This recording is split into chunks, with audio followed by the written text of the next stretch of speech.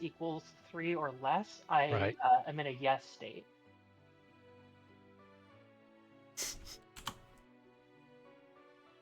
Why do I show up every week again?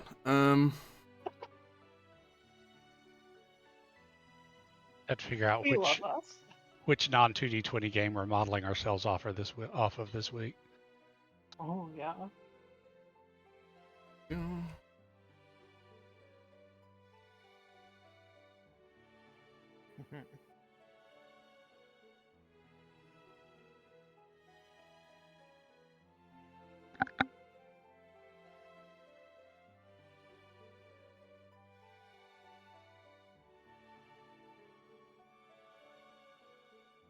There we go.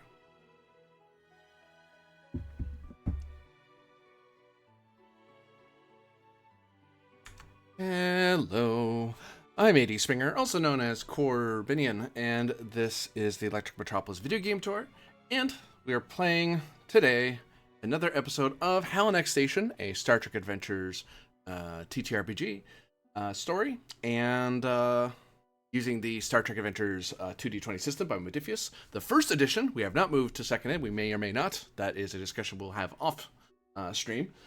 But for now, the start date is 60762.5. The Admiral Frolic has returned from her meeting to Halanak Station, and various matters have wound down from in the respect of the conspiracy to sabotage the station. But on top of that, the station has things to consider, such as the mourning and ceremonies of the various FIDF officers and crew who were destroyed in the battle to fight the Breen privateers, as well as some Starfleet officers who perished as well in the capture of a particular privateer that preluded the fleet engagement. But also, in the midst of all that, there is preparations for the grand operation of Shackleton Fleet operations to come. This is a one-threat session.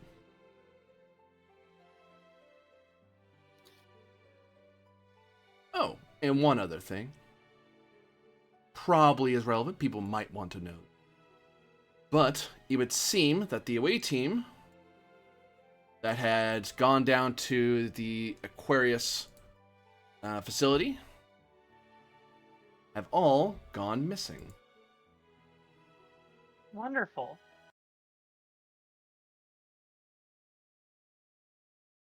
No one liked them anyway. I love weird ancient artifact stuff that we keep having to investigate because it's our jobs, even though it keeps doing weird bad stuff to us. Like at a certain point, you'd think we would learn to just let some sleeping dogs lie.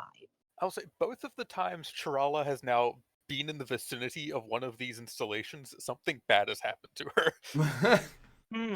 You're right. It's probably her fault. 2 for 2. Yeah. That's a shame. Oh well, execution at dawn. For Vin, right? We're all involved. GM, I'm going to spend the 3 rep I got from the last time I played on the, with your permission, the FIS version of the Crag-Eye Order of Heroism for taking down the plots against the station. I'll take that. Cool. And I'll figure out a reskin. Better. Oh, actually, your title is... Oh, no. Lead Captain Hype.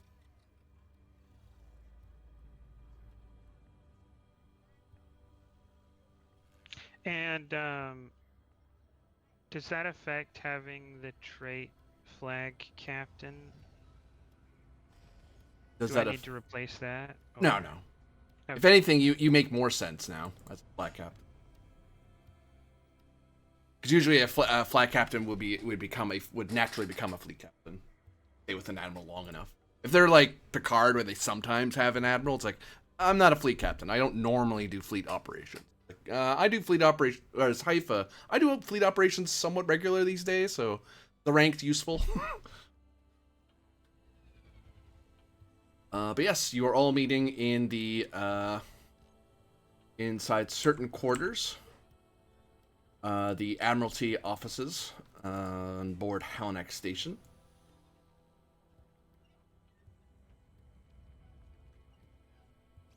The Autonaros will be in system as they're getting some repairs done. Captain Rial is on station. Their staff on leave. They were part of that fleet engagement. But they finally got here. So,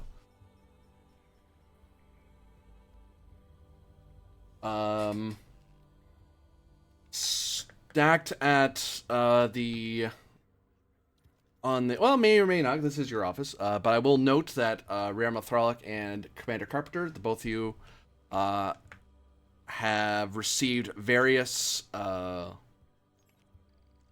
letters from members of the Free Information Sphere, from various sitting members of the Assembly, to family members of those who died in the fighting. A mixture of praise that you helped, defeat a pirate armada that was near Free Information Sphere. Others denouncing it as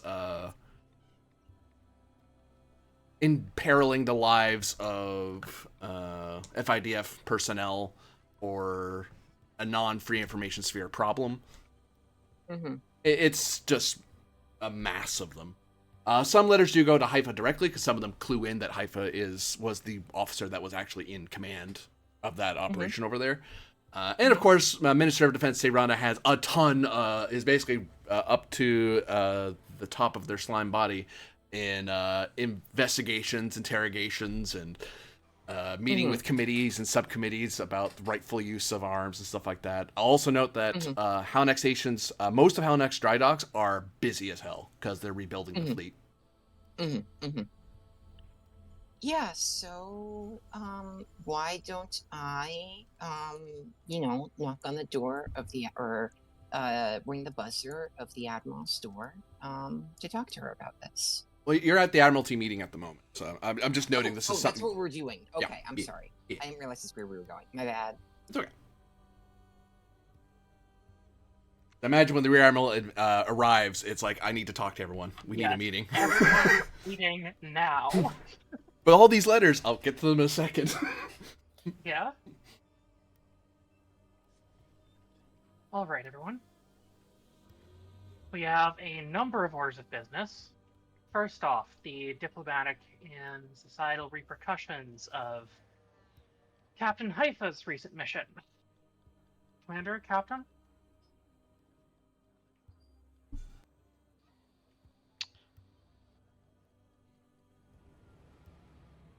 From Starfleet's efforts, this has been nothing but positive for the FIS. Unfortunately, there were poorly placed command personnel within the FIS's command structure that prioritized senior personnel over the lives of their general spacers. And this is going to cause much greater negative feedback than we had anticipated. The FIS does not necessarily share Starfleet's ethos in hostile situations. All right. Do you believe that the lives lost could have been spared given different command instructions? Admiral, it was a combat situation. Well, yes, it is possible to imagine a perfect scenario in which no one on our side was ever hurt and all enemy vessels are captured. And realistically, we all knew that there was going to be some amount of losses here going into this. I fully believe the casualty rate is within acceptable parameters given the nature of this mission. I disagree. The FIS did make a tactical mistake, and the casualties did not need to be this high. The prioritization of the defense minister, while I do see them as a personal friend, and I'm glad for their survival, their prioritization over the integrity of the fleet in general did cause the FIS great harm. I look down at the battle report and kind of antenna twitch a little bit at that. All right, thank you for your insight, Captain. Do you believe this is indicative of a larger FIDF issue that we need to be aware of?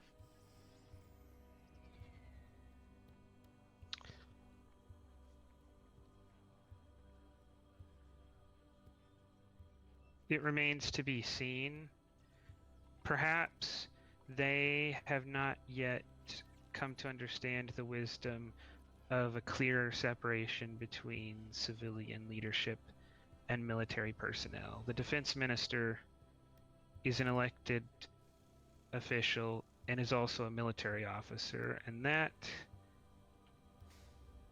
brings many problems that Starfleet has long since left behind. You'll never find critical personnel like the ministers for armaments or the ministers for Starfleet oversight leading naval space engagements. They have delegated that to admirals, and that is a lesson the FIS will probably need to learn.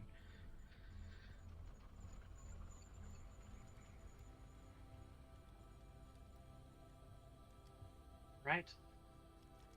We Commander also must Carpenter, consider how junior these captains are. Many of them have less experience overall than a comparable Starfleet captain would have, and many of them have basically no experience in combat situations, and none of them have received the advanced tactical training of any Starfleet officer. These mistakes are ultimately somewhat inevitable when we consider the overall less impressive nature of their officer corps. Perhaps in the future we should be working on helping train and support these officers to become closer to Starfleet standards. Kovic, slightly irritated, also says it's also worth noting that all of these deaths and this fleet engagement itself might never have happened if Starfleet hadn't decided to come out here and make themselves a part of the FIS's business. Just saying. No, it would have happened around Halanak Station, and you would be in the possession of the Breen. The Breen weren't even interested in us till you people came poking along. I'm sure you'd like to think that. I'm just saying, Federation bears some heavy responsibility for the losses the FIS has suffered. I think I must No, agree those with losses would have been Halanak. entirely avoided if the defense minister wasn't present. Captain. So Based there on was no reports attempt from- to kill them. Based on reports that I've received from the FIDF chain of command, the Minister of Defense was not issuing direct orders during any of the engagement. The defense minister did not fail to lead. The defense minister was present, and at a critical moment in the battle, a decision was made to prioritize the defense minister's safety at the cost of the entire FIS fleet. If you could make that more clear to me, Captain, the battle reports and your estimation do not appear to be lining up. It appears that this fleet was already about to be destroyed.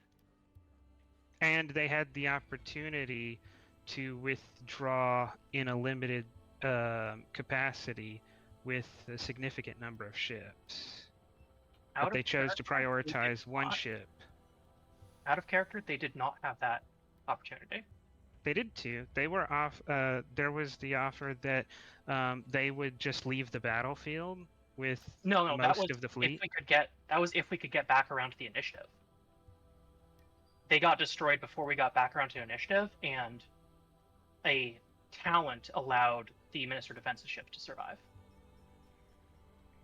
Which means they planned to withdraw, They but they were were like assaulted and destroyed before going to they could. withdraw opportunity, and then the already damaged fleet got attacked, everything got destroyed, and one ship survived due to a talent.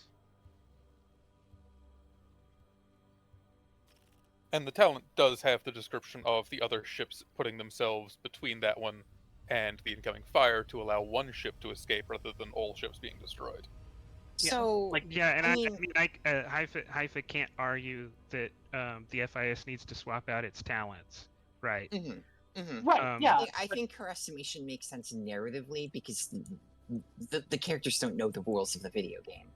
No, absolutely. I just wanted to confirm that we were on the same Okay. page there. Okay. Because, like, Though the characters can go okay, well, what they intended was from the Mhm. surviving logs of their ships. Yeah. Mhm. And the reality of the battle was different.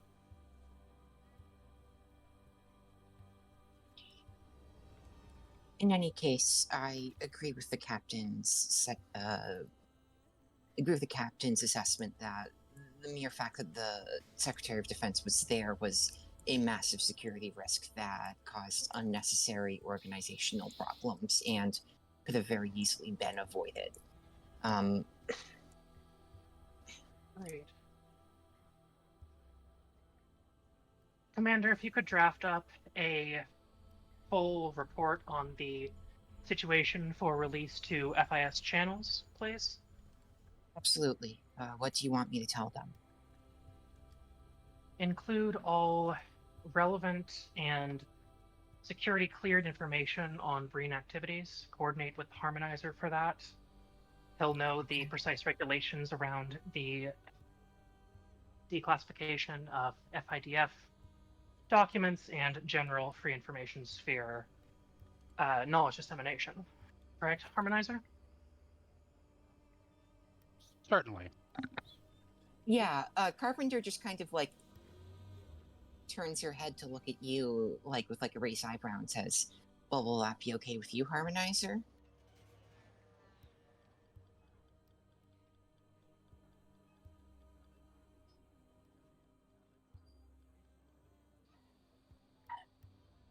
You voiced some anger earlier. I just would like to confirm that you are not. I just would like to confirm that you would like to continue working with Starfleet.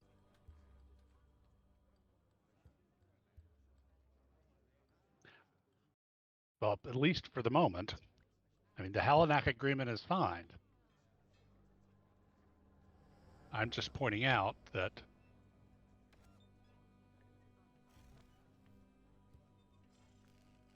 Federation involvement has had both positive and negative impacts on this sector. And the choice of the officers of the FIDF to place their ships in between the enemy and an officer that they respect and admire, not to mention a member of their government, should not be dismissed as merely bad tactics. The hell of a brave thing.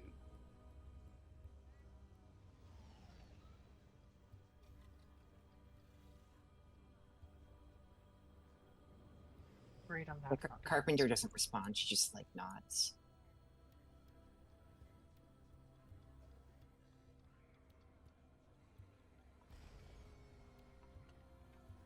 All right, now that that particular issue is at least somewhat addressed, we have the matter of the security briefing that I attended.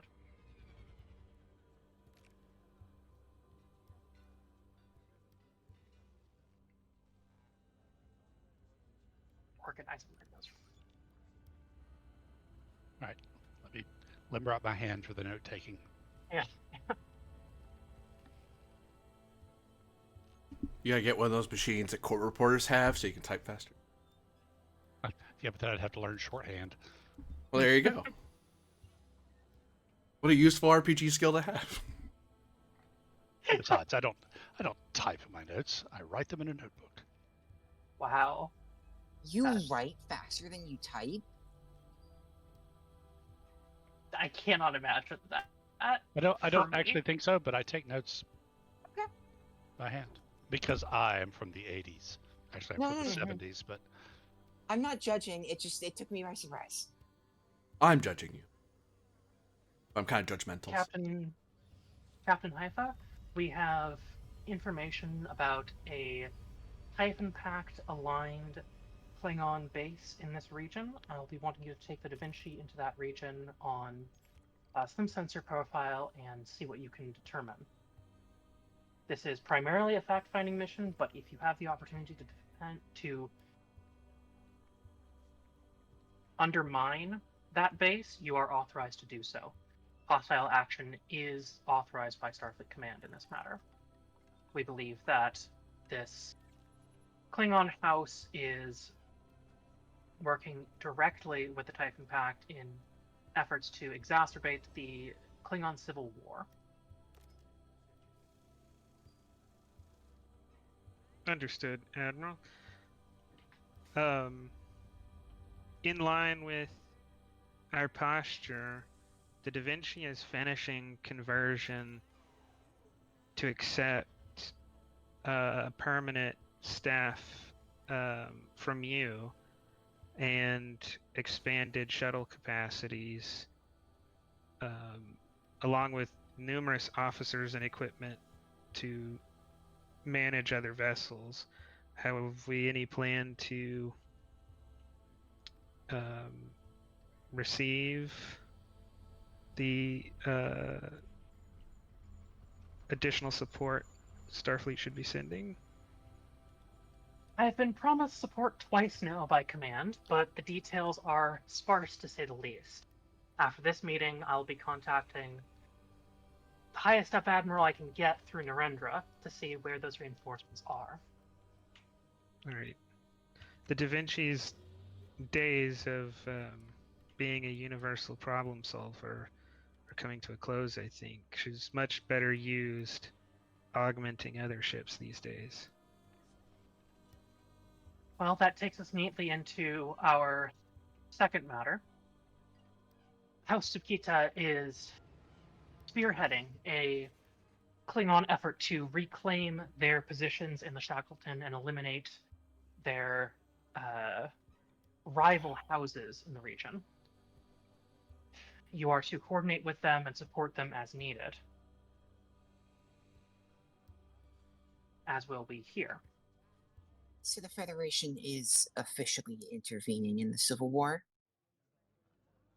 We are providing support to the legitimate government of the Klingon Empire, Commander. Understood.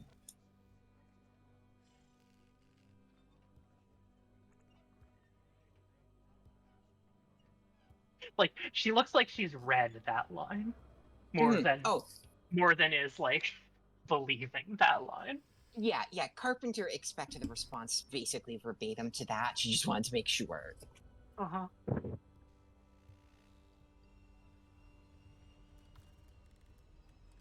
Centurion, do you recall Yes, the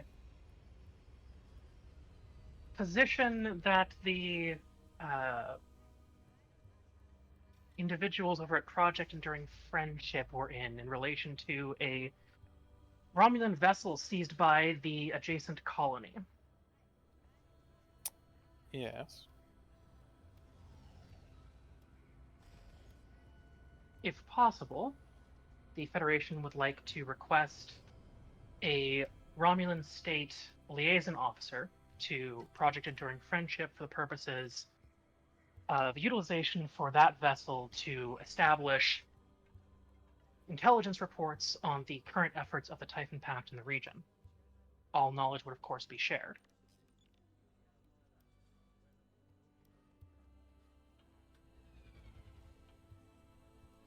I can see what might be arranged. It's definitely an unusual situation, Centurion.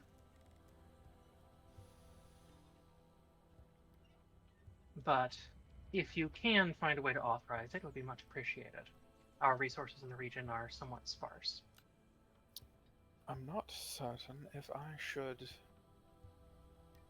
make that as a separate request, or given the relative proximity, assign some of my staff to the issue itself.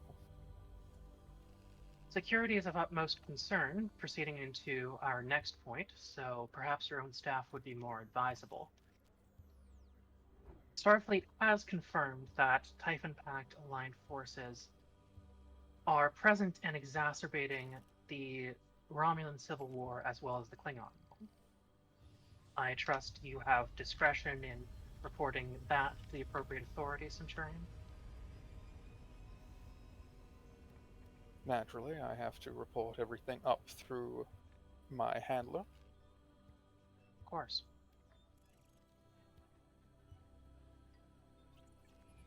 Just as a touch on last week, he did leave a file for people to Yeah, find, in which yeah. case that was a, hey, my handler works for them. Uh-huh. Or with them. He's yeah.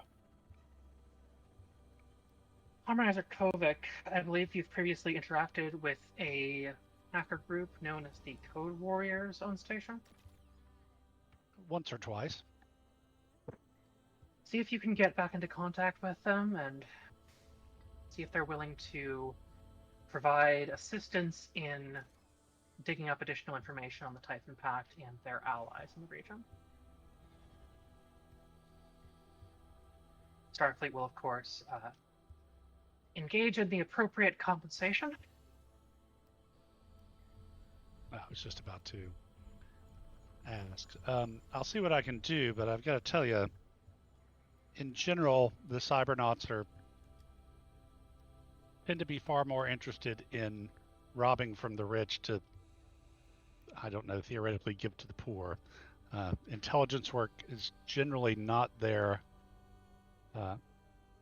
modus operandi, so we might be able to get them on side, but it might cost a pretty penny in both material and, well, favors.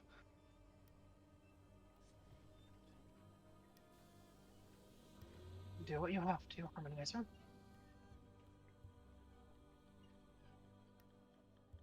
Commander, I'd like you to draw up preliminary negotiation efforts for establishing resource location and supply contracts inside FIS space.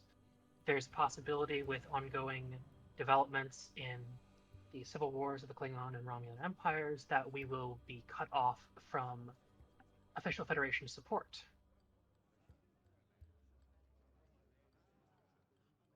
So you want me to find local suppliers for all of the goods we may need? Correct. Yes, Yes, okay. I believe I can do that. Do what you can for negotiating a surplus, as well as we will be trying to support the KDF advances of House of Kita. Mm-hmm. Understood.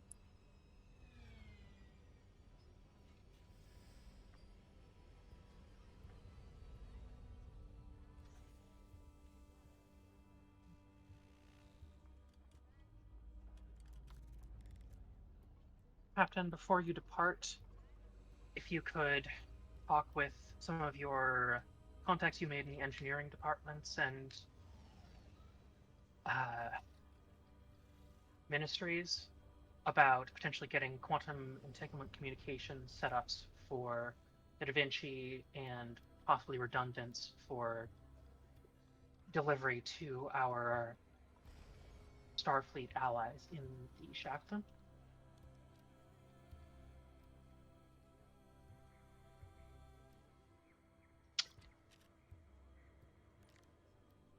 I will see what can be done. I'm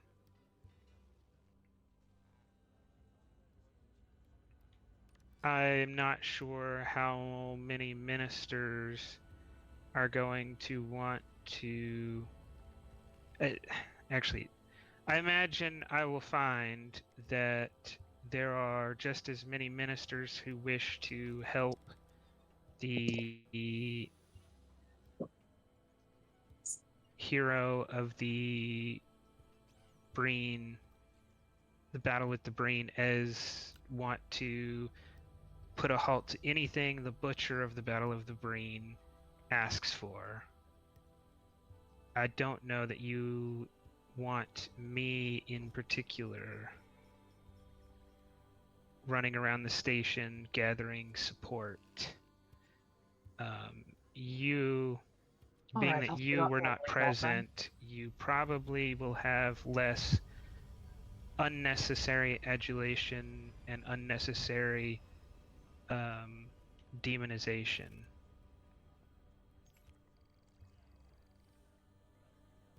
You may be right there, Captain. We'll see. In that case, I'll have you draw up preliminary plans for how Halanak and the Da Vinci can make logistic support available to allied KDF forces. She'll hand over a pad to the captain. Here's what we know of the Klingons' battle plans in advance so far. The plans are not extensive, but as I understand, are somewhat in line with general Klingon tactics. Advance along these positions, neutralize all enemies, continue to advance.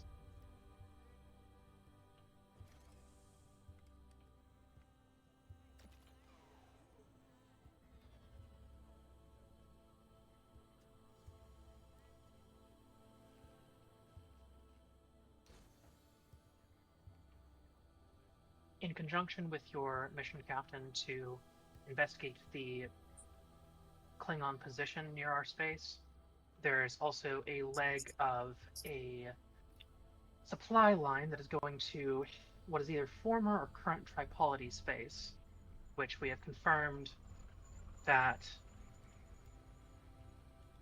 is in use by the Typhon Pact. Establish contact with Captain Smith of the Stavanger, and if Smith Stavanger is unable to investigate that supply line, it will be added to your mission parameters.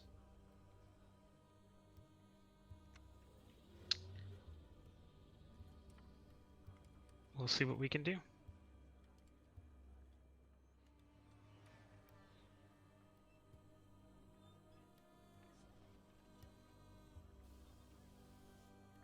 Everything else I have on here is either for me or for Ben. Fun.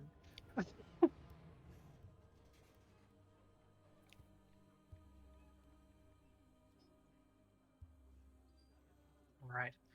I believe that's everything that's germane right now from the briefing.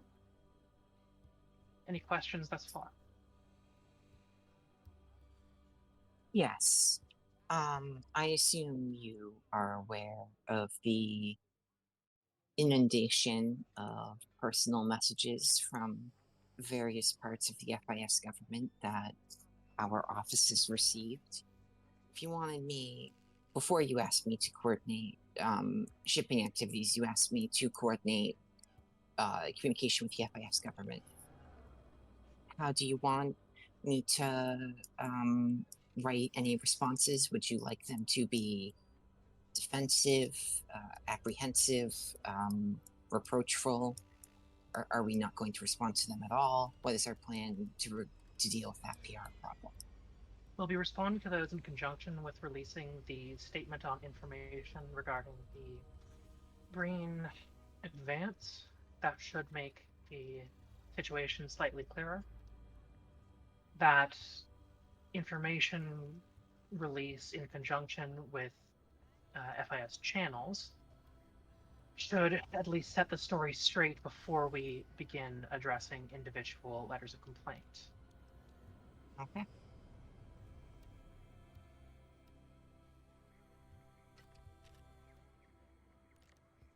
Commander, we're going to be keeping in mind that this is a tragedy as far as the FIS is concerned. 45% losses on their expeditionary fleet is massive.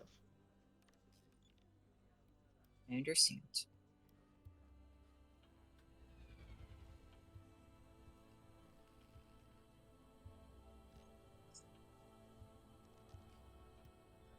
kind of take a deep breath and say, however,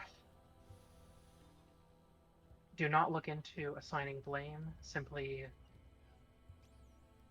look at pointing respondents in the direction of the facts available and highlight Starfleet's profound sadness at the tragedy involved.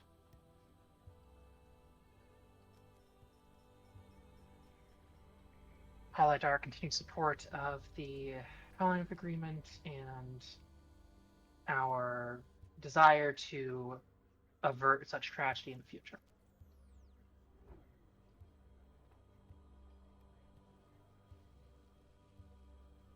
Understood.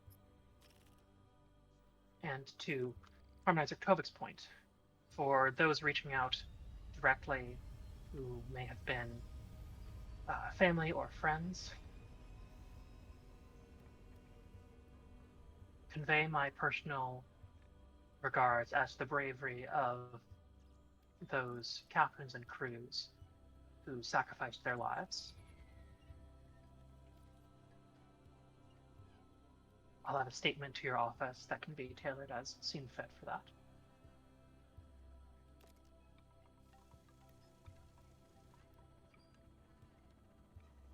Question, GM. Yeah. The FIS being the FIS, like, is there a journal for this, our equivalent, where this kind of information is, like, published, generally speaking? Because, you know, they're all about the free dissemination of information. And in my mind, this is very much like, you know, there are all these places where all this information gets, like, officially published, or whatever the equivalent is. Is there something like that where this kind of information would go, like, not necessarily in the diplomatic format, but in the format of, you know, here is all the available information available freely so everybody can review it and look at it, more of a academic-y kind of thing, I guess. Reason, command, or science difficulty 1.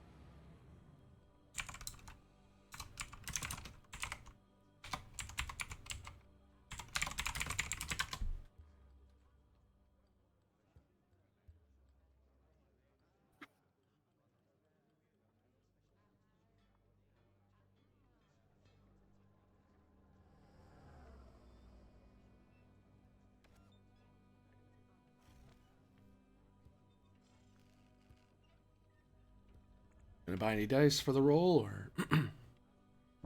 Oh, I've already rolled. Did you? rolled.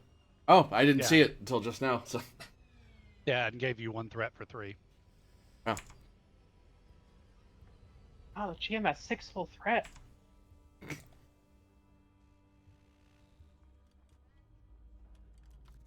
So. Checking my own notes.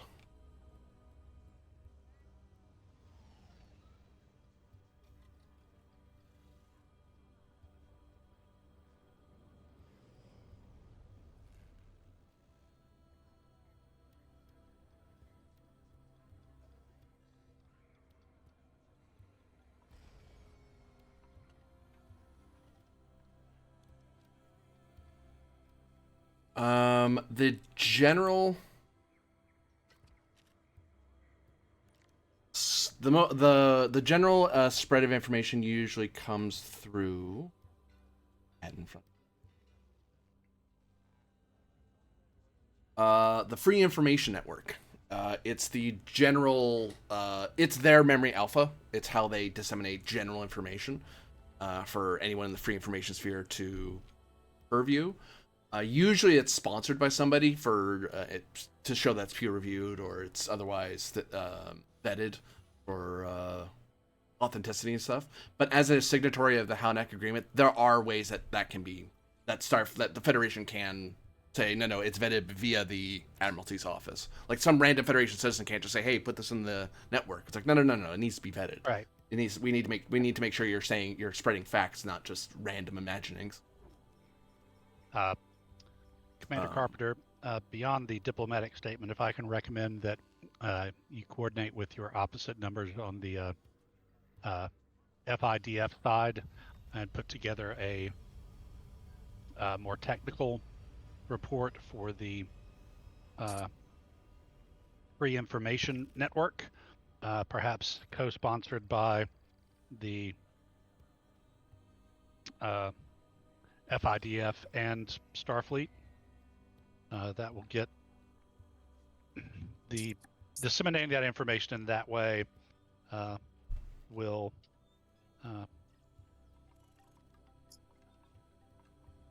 speak to your recognition of the cultural imperatives and traditions, if you will, of the FIS. Yes, thank you. I am still not an expert in FIS affairs, so I appreciate your advice. That is the format in which I will make this press release.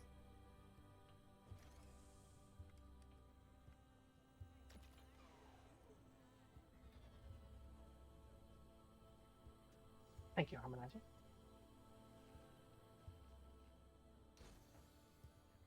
On a less stately note, I have report that Lieutenant Venn never returned from the surface on a fact-finding mission after strange sensor reports were received regarding the Inheritor facility. That's not surprising. He's become in distress the last 2 times.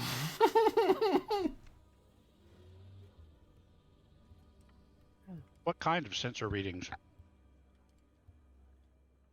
Frolic will shrug with her science score of 1 and hand over a pad.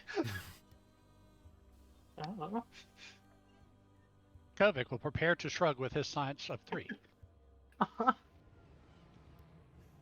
Well, 3's actually competent. You actually, Yeah. to study them, it would be reason science difficulty of 3, assisted by station computer science. Yay, station. I don't suppose forensics and criminalistics would come in. No. How about intuitive? If you use intuitive, I would shift it to insight instead of reason.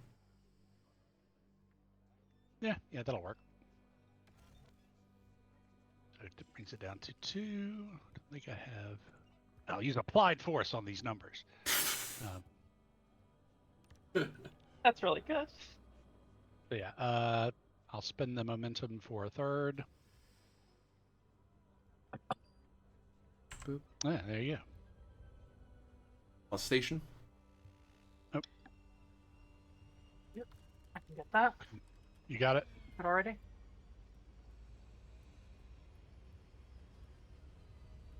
Computer science.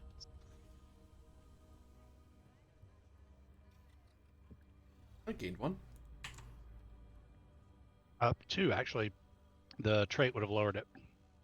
Oh. Which trait? Intuitive, right? Right.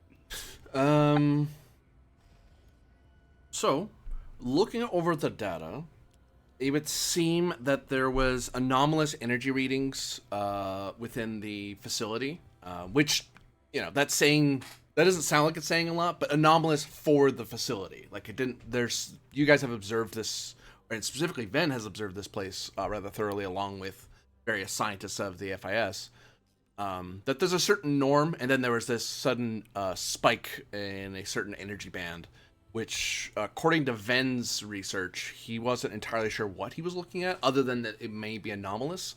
Then he added addendums that he believed that it may have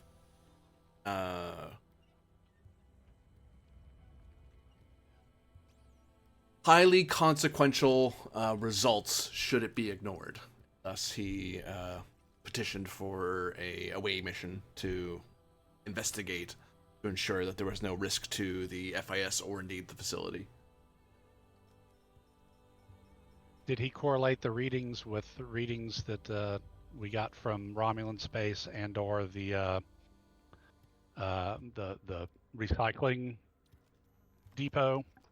No. Can I do that? For momentum, sure. Sure. What is it you're hoping to glean from this correlation? Well, just trying to see if it matches any of the readings from the other Aquarius type sites. And as far as that goes, readings from the history that we have on the Aquarius device. It is Because within. Kovic's traveled on that thing. It is within the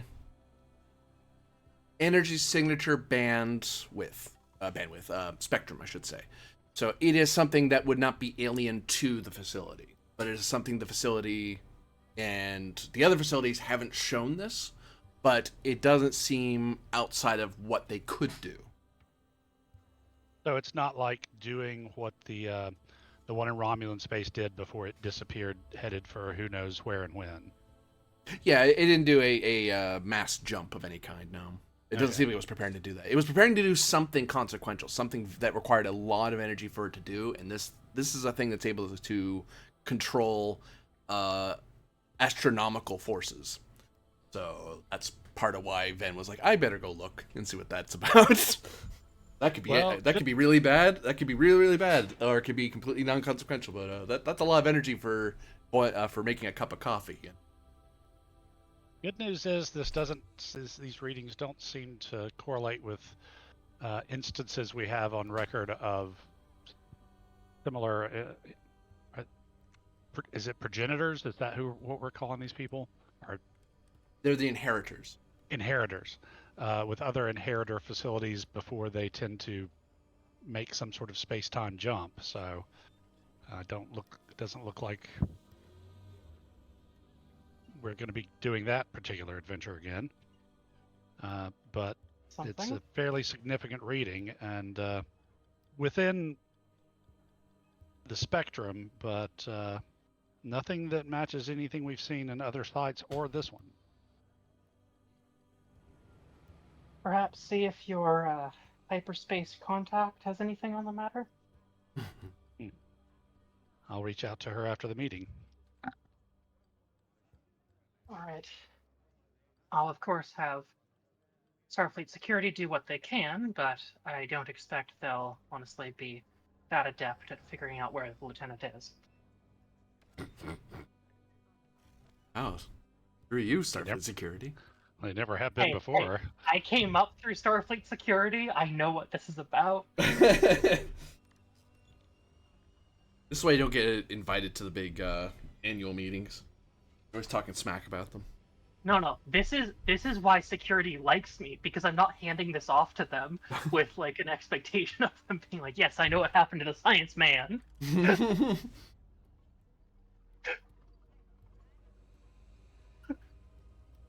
Yeah, no, Ven does kind of have the energy to him that he would be the guy in like the science movie, like the horror movie where he puts his hands in the alien goop first. Right.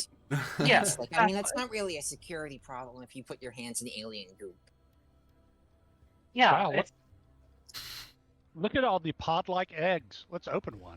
Exactly. That'd be fun. Like, you know, it's from the Admiralty's office. Security be advised, this group is missing, blah, blah, blah, blah, blah. But it's not, find them.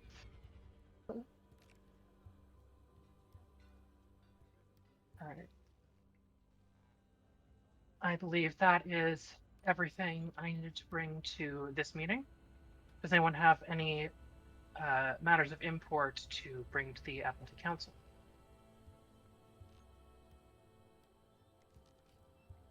look around to make sure no one does.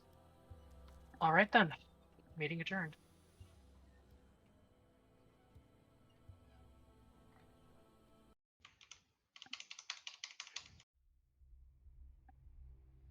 So, And as soon as the meeting is adjourned, I'm going to contact the presiding speaker and notify him that I'm available at his convenience.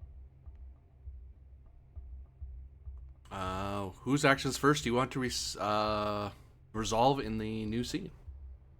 I'll get ready to leave the meeting chamber. I'm going BRB, so not me.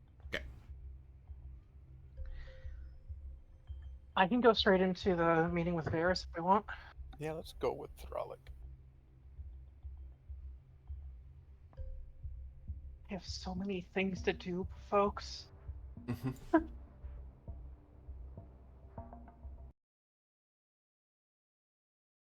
There's this meeting and 7 other items on my agenda. So, Garlic, you come to the office of the presiding speaker on a different level of the station. You see his coloration seems to indicate a level of frustration and distress. Though the way their form is fairly controlled does show a level of restraint. How much of that is directed at you or at their general current situation? It's not entirely clear because there's no eye really. Yeah. Am I getting anything like menacing in my direction from the presiding speaker psionically? Sonic, you're getting. Like, I don't have telepathy, but I am like Are you psionically empathic? slightly active. I am neither. I just have a bunch of other like telepathy related things. Um, So it would definitely be very vague feelings. you could benefit from ESP for a threat. I think I'll decline. You have a feeling something, but it's without Yeah. focusing on it. It's hard to grasp it. Mm-hmm. But if you focus on it, you're gonna zone out on the guy while you're talking to him. Yeah, I push the feeling aside for now and go, well, if it's important, I'll get pushed by it. Presiding speaker? Rear Admiral.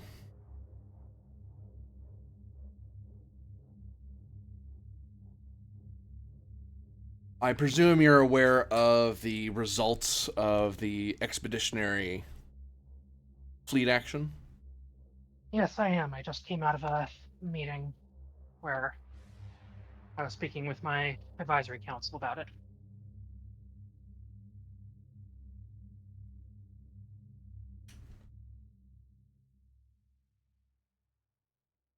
You know, Rear Admiral, 3 pillars of what the free information sphere is comprised of. Frolic would, but I don't. Insight, command, or con, difficulty of 1. It would be 2, but you're the station commander. It's something, these are things you'd run into culture. You're immersed in the culture, so you run into it all the time. Yeah.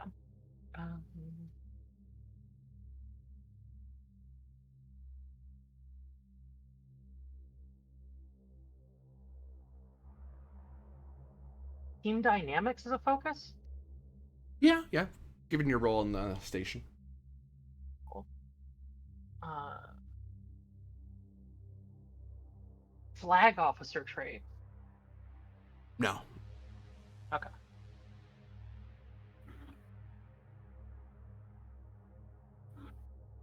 Yeah, I'll just roll 2. Gained 1. Get 1.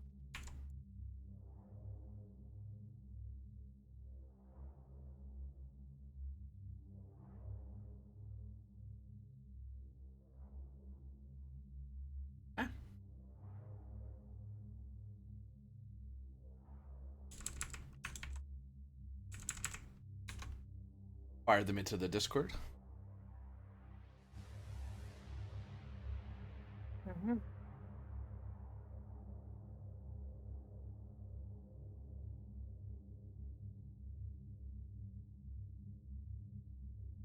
Frog will kind of grimace and say, "Yes, presiding speaker, I am."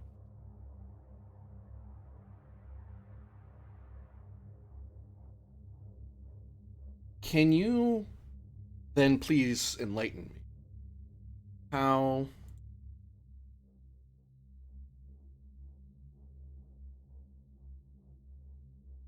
I am to explain these results to the assembly?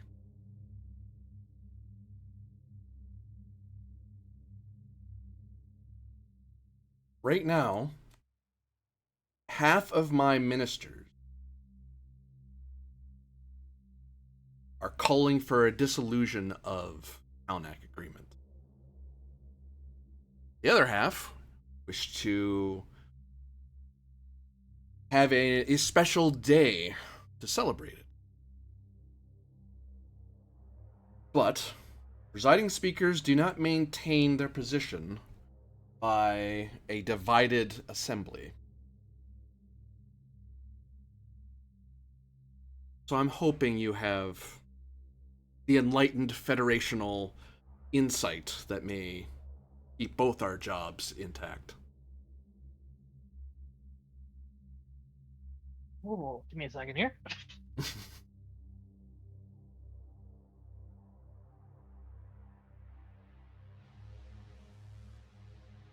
This is a tightrope. Mhm.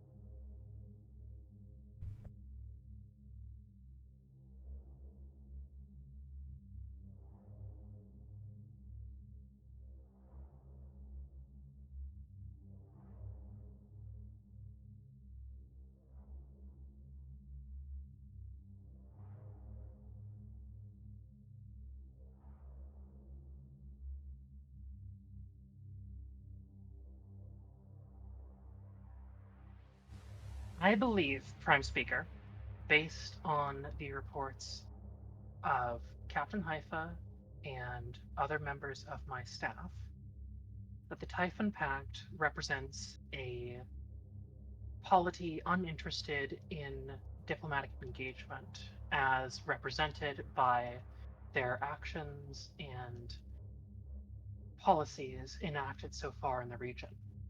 The Breen privateers engaged were working in direct license with the Typhon Pact, and while they had orders to steer clear of FIS space, were doing so in an attempt to avoid directly exacerbating this issue until such a time as a direct seizure could once again be attempted.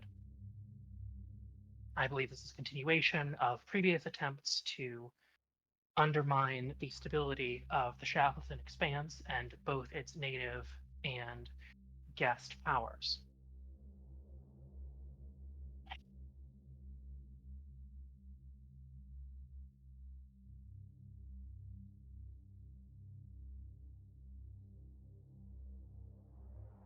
Has diplomatic contact been attempted with this Typhon Pact? GM, it's my understanding that Starfleet Intelligence has, but I want to confirm that. Not really, no. They're a known organization. They're not really a, they're an alliance of subsections of existing polities. Right. Due to the precise natures of the Typhon Pact, that has not proven possible. They are a clandestine organization that we know the existence of, and that pulls its membership from subgroups of many polities. They do not have a central government that we're aware of or a diplomatic capacity. Their attempts have been purely military, intelligence, and strategic.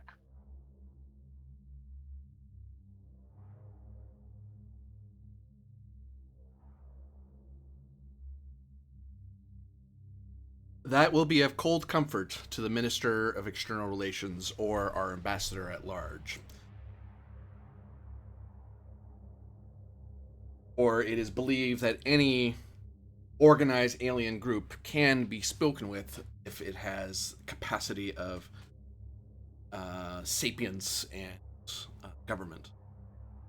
The fact that no diplomatic contact has been made, or we have dealt with pirates and syndicates before, not always to our success, and much to my personal frustration, for I, fellow military officer, do understand that there's certain realities of dealing with criminal and extra political organizations. There are portions of the free information sphere that see that as a failing excuse. So, There are portions of the Federation that feel similarly, and I will admit, even as a military officer, sometimes I see the merit of their view.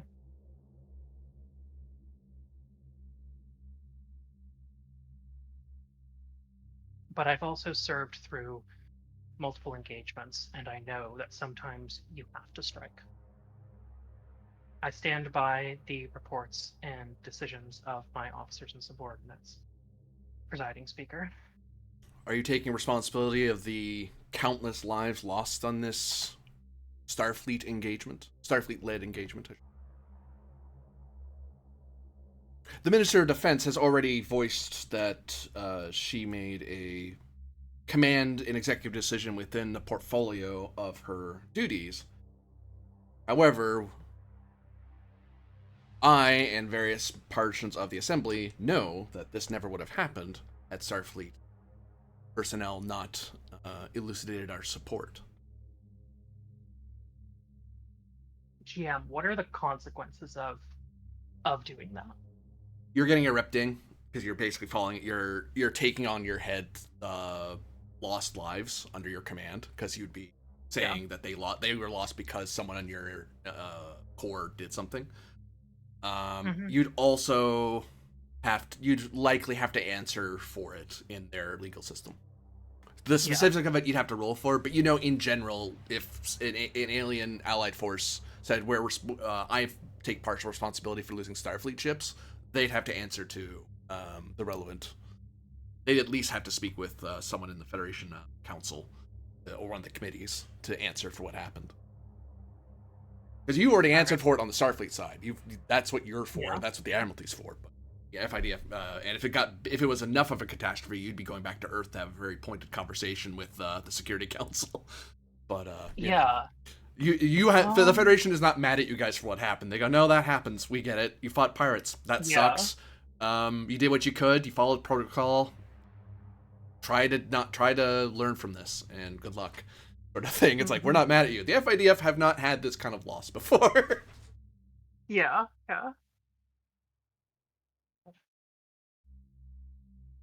I don't know if that's a good idea or not, though.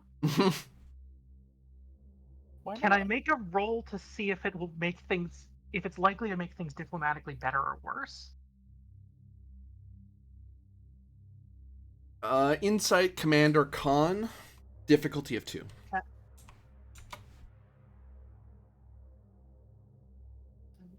Command, difficulty 2.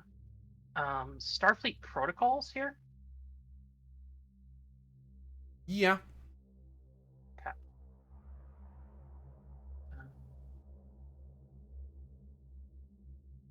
Given the nature of this, decorated military family, Yeah.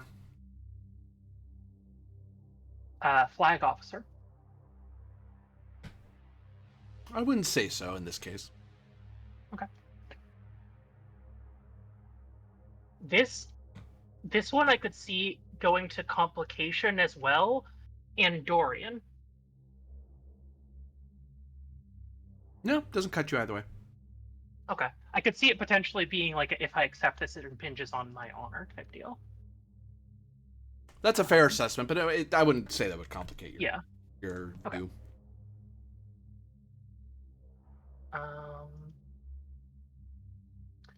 Trait calm in the storm.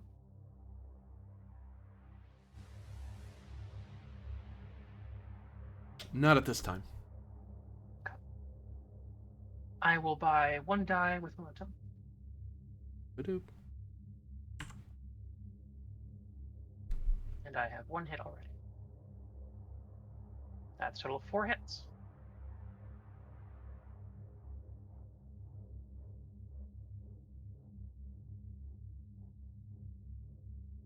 Plus So 2 on. On a Starfleet side, this is why protocols kicked in. Prime directive usually is you always subscribe to the, if you're trying to be friendly with an alien, at least you try a civilization, you try to subscribe to their laws as much as possible. So even if it makes Starfleet look bad, it's your duty as a Starfleet officer to take it on the chin, even if it sucks. Some Starfleet officers would think that's naive. Others say that's the job. So it depends who you talk to. So on that front, you'd be representing Starfleet truthfully, like you're acting as what your database suggests you should be acting like. Secondly, you believe that this speaks to their pillar of egalitarianism and equality. Your counterpart in the Ministry of Defense has taken it on the chin, so it is expected, they would expect it of you to do the same. But you're an alien, so they might let it go. Like, well, you're not one of us. But the downside, I will say, is that you will likely have to do some sort of check down the line. If you biff it, you could exasperate the situation rather than mollify it. All right. So there's a risk that you can make this way worse. You'll get more than just one ding, but you're getting one ding because it's you're literally jumping on the grenade. Keep it from blasting on everyone else. Stand up a little straighter. It's not quite like military attention straight, but it's like Prime Speaker. I do. I will schedule with your adjutant your speech for the assembly. I'll inform you when that particular topic is coming on the docket. I would also suggest to you, Rear Admiral, that you may want to take time going on a tour of the various worlds and letting the various new Commodores know this. The Free Information Network is a scientific and academic paper for all citizens to see, but we all understand a personal touch when it comes to our successes and our failures. I will do what I can to delegate some of my duties on station and make time for that, Presiding Speaker. I would prepare very well for your speech in the Assembly. If you wish to keep this agreement alive. That is my devout wish, Presiding Speaker. As is mine. Good day to you, Rear Admiral. Good day to you as well.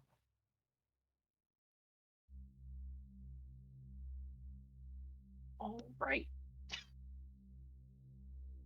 2 more items on my agenda. So, who's next on the firing line? Kovic, while he's still here. Yeah. As That the makes sense. thunder's cracking right over the house, it sounds like. Stay safe. I think we're fine, but you never know with Spectrum. So yeah, first thing, Kovic is going to try and get in touch with Sapentia. That will cost 2 momentum. 1 momentum, 1 threat. Okay, I mean, she does still have the QEC I gave her. That's true. But she may not be available when you try to call her. Fair enough. So yeah, I'll give you 1 and 1.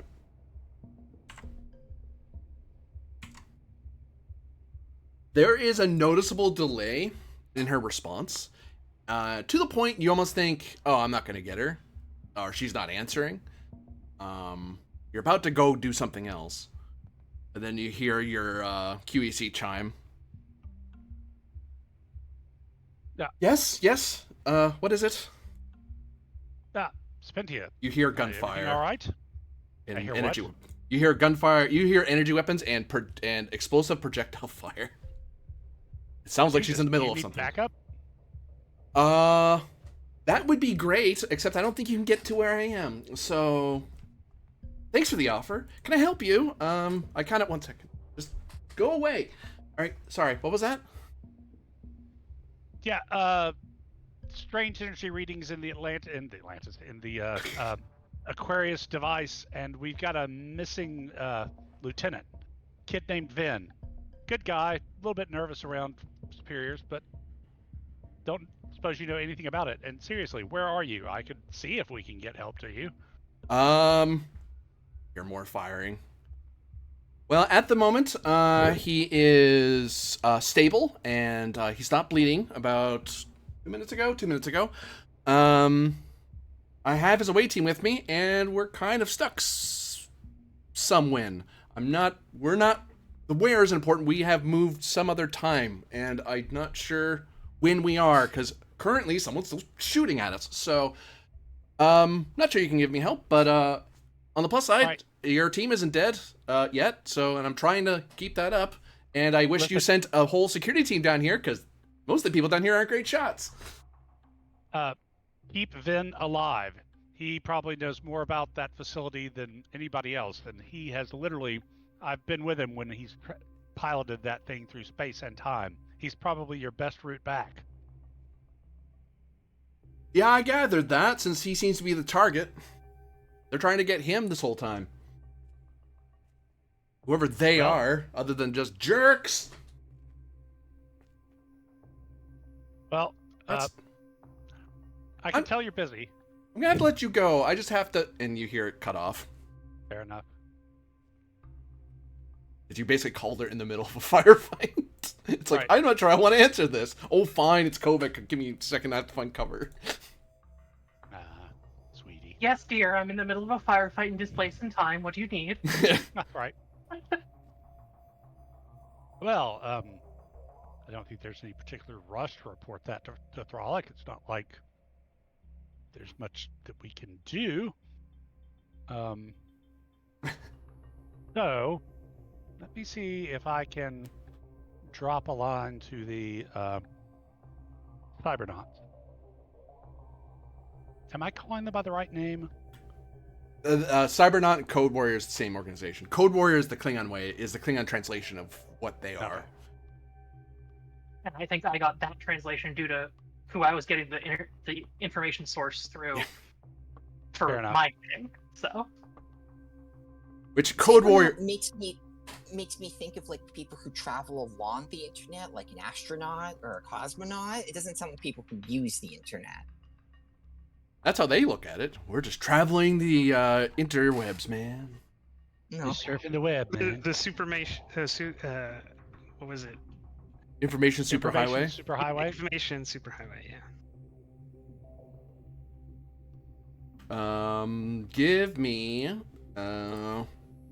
control or presence plus science difficulty of 2 to make contact with them. Because you have to find out where in the network they are and if it's actually them or someone pretending to be them. Yeah, I'm totally a Code Warrior. For one, in Klingon, that's how you'd call them in Klingon. You said that in Federation Galactic, so no. Right. No, you're not. And also, they don't call themselves that. They use their number thing, so... Okay, so if I'm going into a situation where somebody may be trying to lie to me, campaign fatigue kicks in and I get to add a bonus d20. I would say that would apply, because you're trying to ferret out people who are pretending to be them, whether as a shield or just for bragging rights. Okay, so I get a bonus d20. Intuitive again?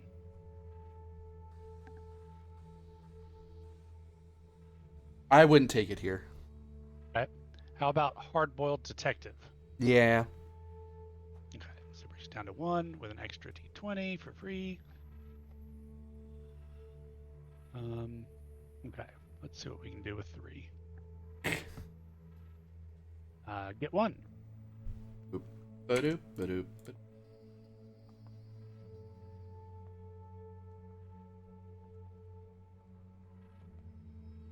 Eventually, a console near you changes color and displays a particular number, or 315.798. Yep.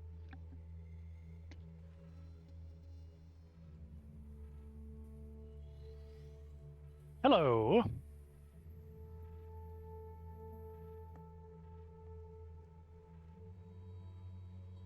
Any response? Ah, there it is. Oh, hello. Yeah, I see it there.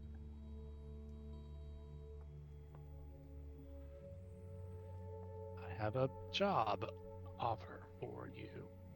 Well, the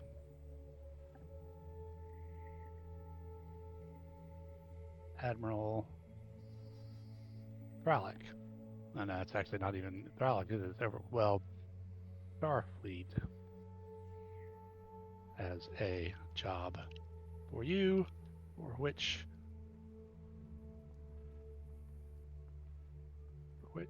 they are willing to pay and pay. Oh, I can't type, but there it is.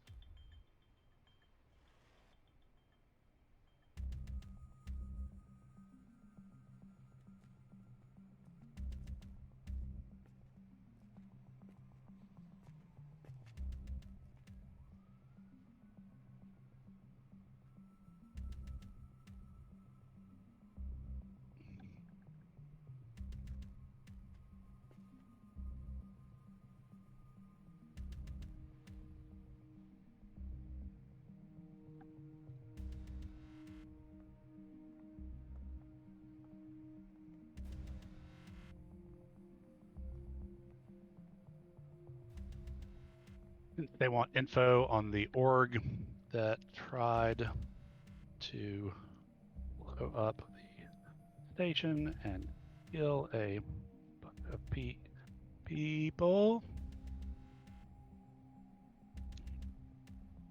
I'm willing to tote this particular sack.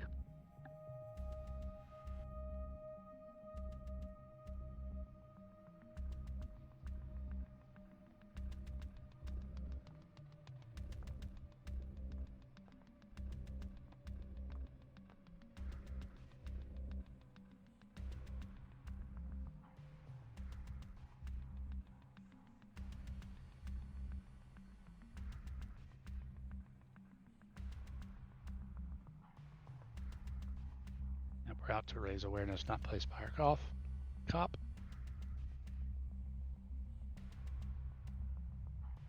That's what I told them. However, they are also willing to trade in favors.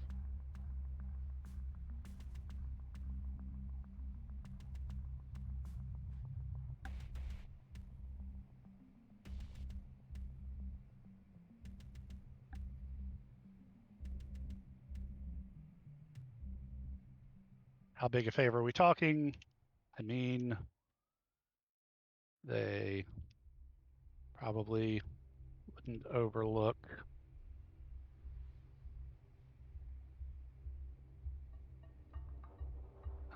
an assassination attempt on the president, but I get the feeling that they really want info on the Typhon pack.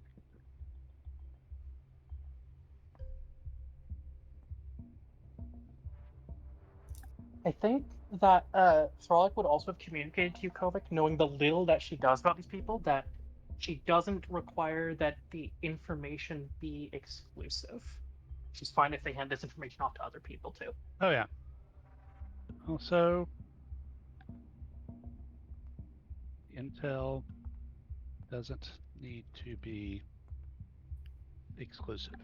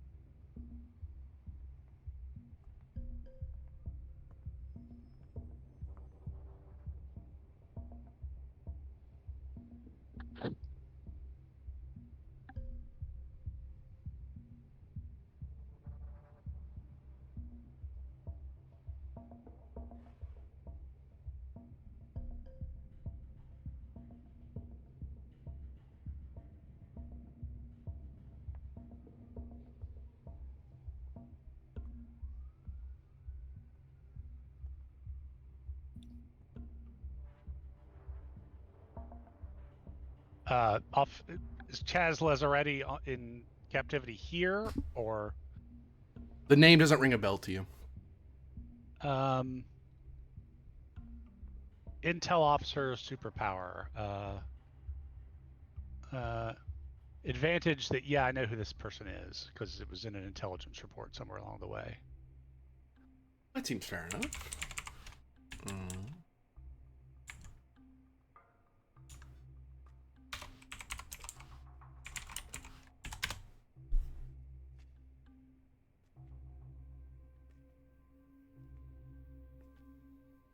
You think back, and this was a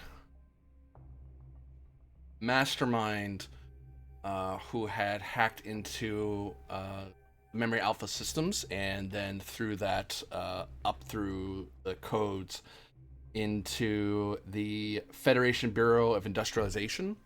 Basically, the people who help establish factories and trade posts and stuff in colonies.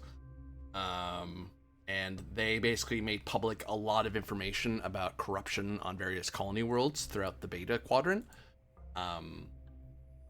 Which, as much as that did bring down a lot of people, the mastermind behind it was arrested by Starfleet security. Because, well, it was an illegal intrusion into the Memory Alpha system and disseminating confidential information. Chaz Lazaretti Memory is the Alpha, person. and then what? Where did they get to from Memory Alpha? Blah, blah. The Bureau of what? Industrialization.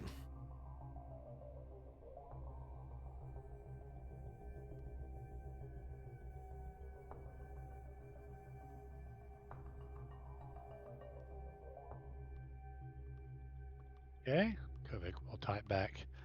Nice.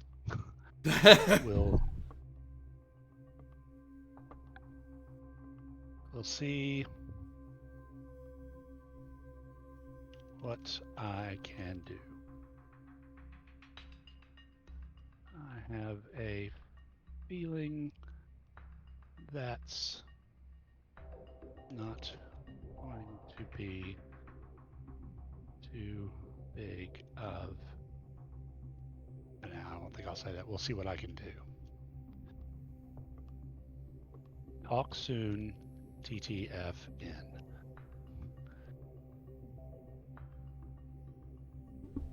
And the numbers vanish. It goes back to its normal setting as if ever there. All right, then I will send a message or whatever up through to request a meeting with Thralic.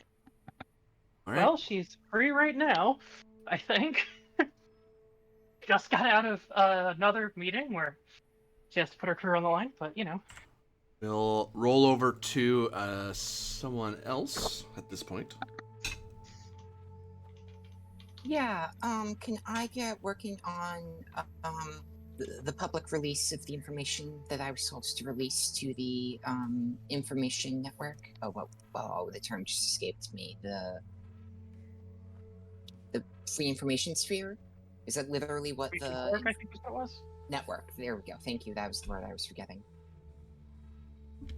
I would call that a presence command difficulty 2. Pretty straightforward. You're giving a very straightforward accounting of what happened.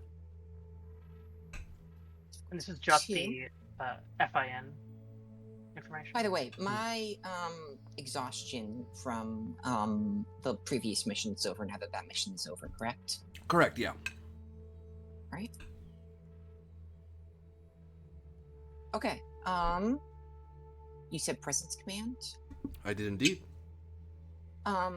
It's fine if not, but could I spin you for control command on the grounds of I want to write a very exacting statement that is very direct about what happened and not trying to obfuscate things with just very scientific description of the events. A very almost like you're reporting to the Admiralty, like a tactical or strategic report, a technical report. That's what I'm looking for. Yeah, I can take that. Yeah. You know, if the Admiral asked me to do a cover-up, I would do a cover-up, but if she wants to be fully honest about what happened, then, not my career on the line, I'll be fully honest about it.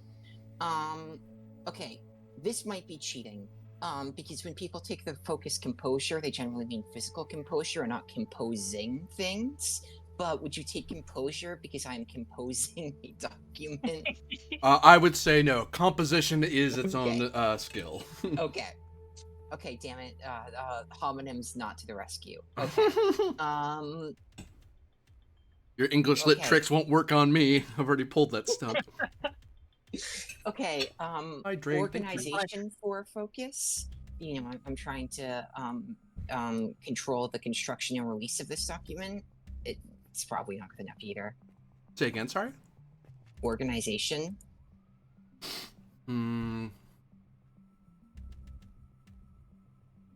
At comp increase. All right. Well, we don't have any momentum, so 3 threat. 3 threat eye.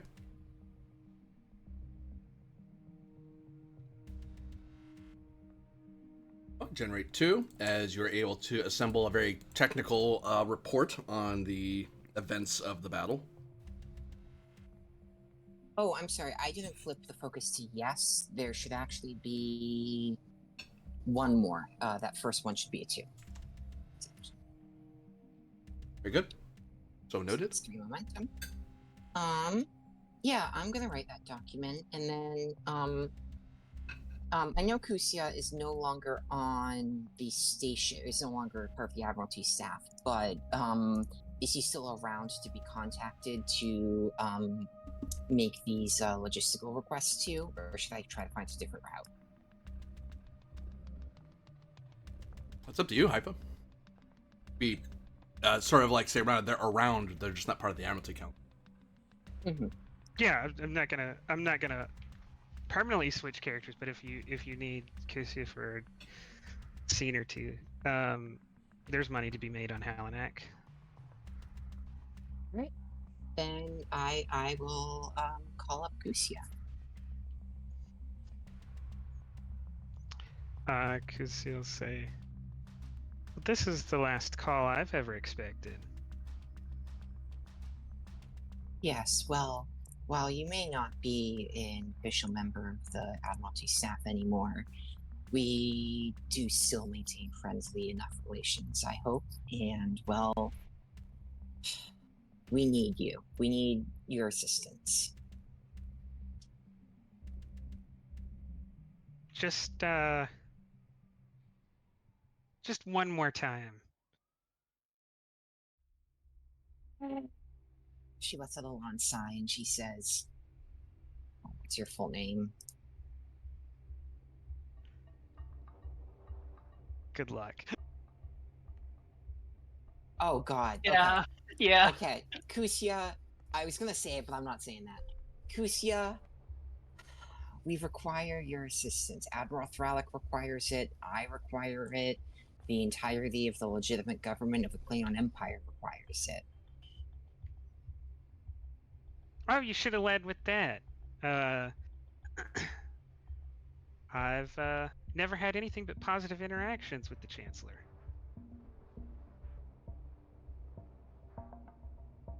Which Chancellor? Yes. That's about what I expected. Listen,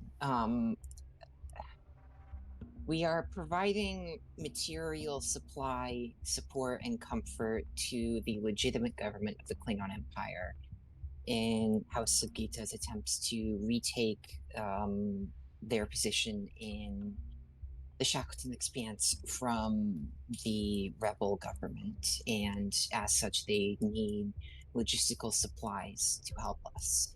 And in addition to that, we need to give them supplies to help them. And in addition to that, some recent classified business with the Typhon Pact means that our own supply lines are in jeopardy. So we also need to build up a logistical supply of all resources that the fleet may need in order to go several months at a time if any fleet shipments are interrupted. And considering the urgent nature of this, we kind of need both of them as soon as possible.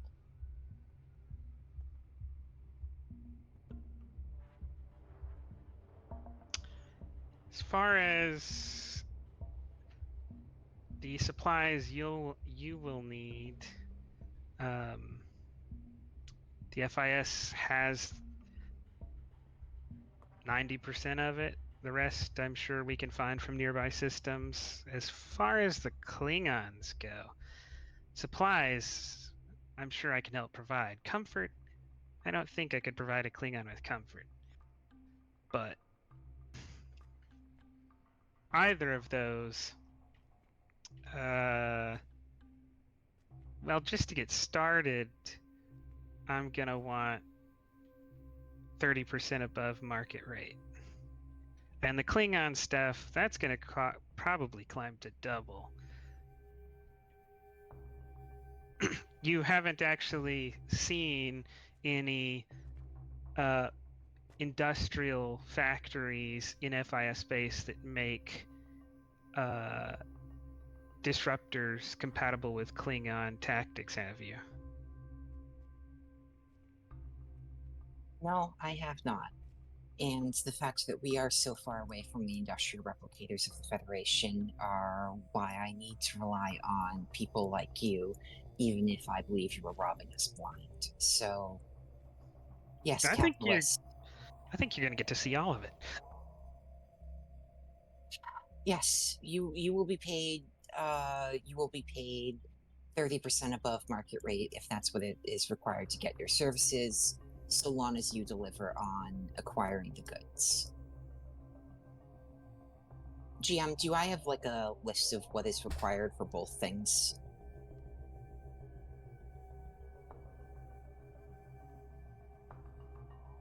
Or could I roll to make such an inventory request? You would, yeah. I was positing that. Yeah, you would Okay. need to roll. It would be, I would say, Reason Command difficulty 2, assisted by ships. Yeah, it's also something I'm really good at.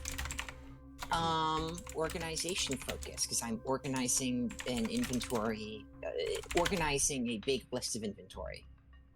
Certainly. Awesome. And now I have momentum, so I'm going to spend 3 momentum. And I am a little bit confused. How,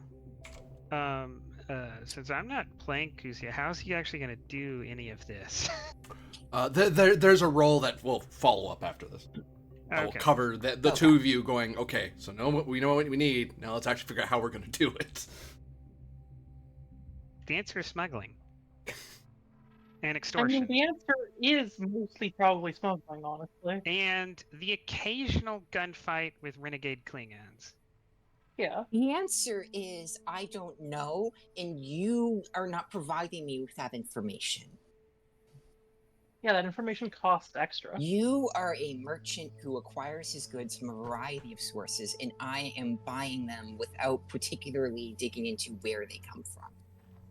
Might be erupting, we'll see. Because privateering is illegal. I would know that because I personally helped kill a bunch of privateers and capture more. So I really hope I don't immediately turn around and help do it myself.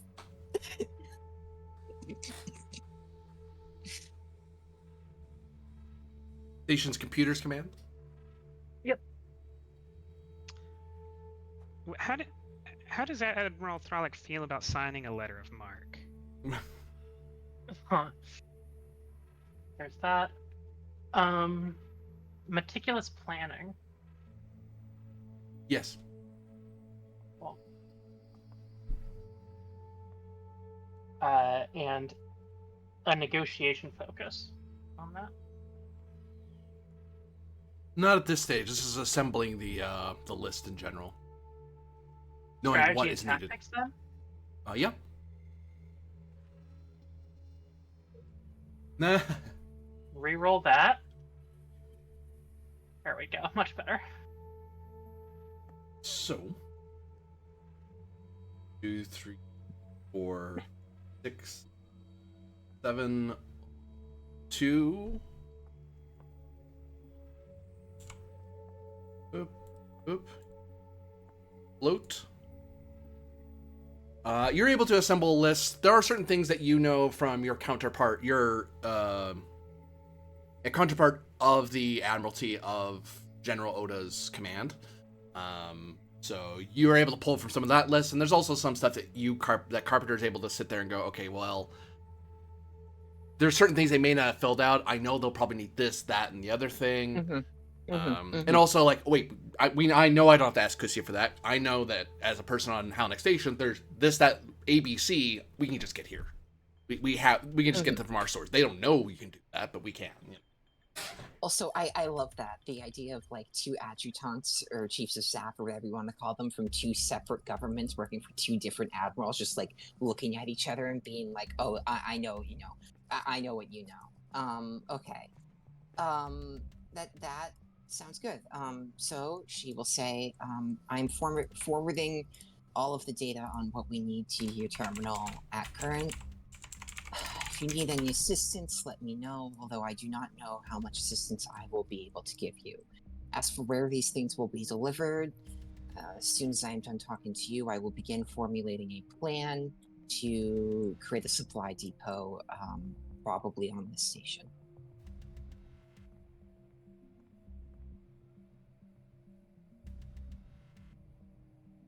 All right.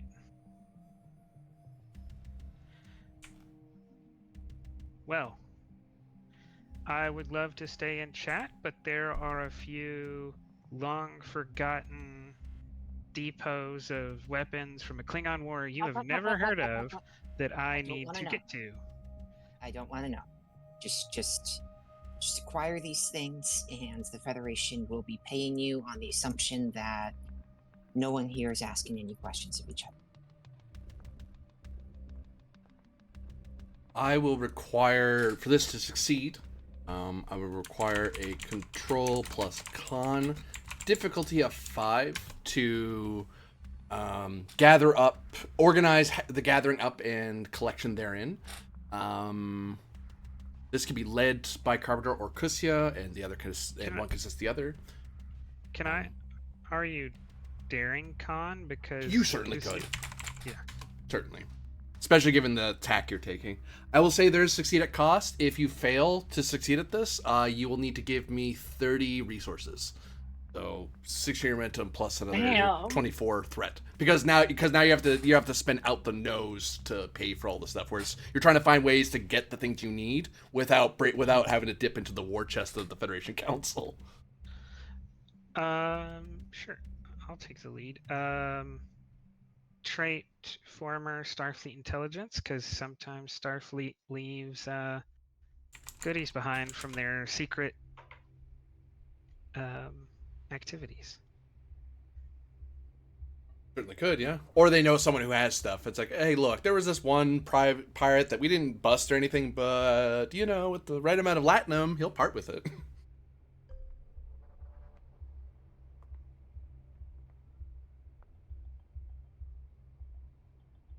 You're down to day 4. Oh, by the way, Carpenter, you're going to get dinged for this. That's fine. I was expecting that. The Admiral just came to me and was like, hey, on extremely short notice, can you acquire a bunch of war materials? And I was like, I mean, I can. Any weirdness around using Kusi's determination? No, he could, because he'd be considered a notable NPC, so he has determination spends. He could. Then we'll spend that on always out to make some credits. Yep. Because Carpenter is open to the checkbook. And focus in your choice of logistics, economics, or smuggling.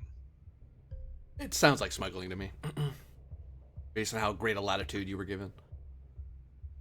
Okay, can I assist with control con on the grounds that while he might be taking a more bold route, I'm trying to get some things through more normal above board routes? Certainly could. Makes sense. All right. Focus in organization. Yep. All right, and you get advisor, which means you're getting a free reroll. Because of augment daring and determination, that's looks like a success. Throw in meticulous planning as well. Yeah. By the way, you're getting dinged as well. I know. I'm I'm getting so much bad rep this session. Thrallic's in danger of one bad roll, like putting you in like legit court-martial territory. Yeah. Because that's only 5. Yeah, I know. How many hits is that, folks? All told? 4 from me. 4, 5, plus 6. So 2 generated. With a float as well because of my assist. Anything with these Um, bonus? Yeah. I'll use 2 of those. Can I get the advantage that during House of Gita's long activity in the Shackleton, they had like a small forward outpost that had to be abandoned when the Civil War started up. So there is like, I don't know, a barrel or something just ready to go that can be given to either Starfleet or House of Gita to boost their standing in the Shackleton. I'll take that. And the way I'll translate that into it is that in a future fleet engagement, when you get involved with the enemy, you will get a free barrel that'll be added to your fleet. Because they'll show up and go like, yeah, we can't catch up to where House of Gita's fleet is, but you're nearby. You want us to shoot something? What are we shooting? So that's a free add-on to your own fleet because they can show up where you are. All right, because I know Oda loves his barrels. What are you guys doing Yeah, out here? and- We were in the middle of something, but No. hey, if there's a fight going on, we'll join in. We're not doing anything No, right no, now. we've got to sell off all the excess barrels because we're producing the barrel replacement. I've got to design that. Okay. Do we have any other excess momentum, or are we just at 6? You have one. You got one more. Yeah. So can we spend 2 for the advantage that we have overstocked beyond what we initially requested because we were able to get more than we wanted, and therefore we're lightening the supply load of the Federation and the Klingons in the future? I'll take that. Yeah, you'll want to make note of that to remind me because that's something that might miss my mind. But that's something that'll be a long term thing that this will last longer than the current engagement. Okay. Because you overstocked. Right.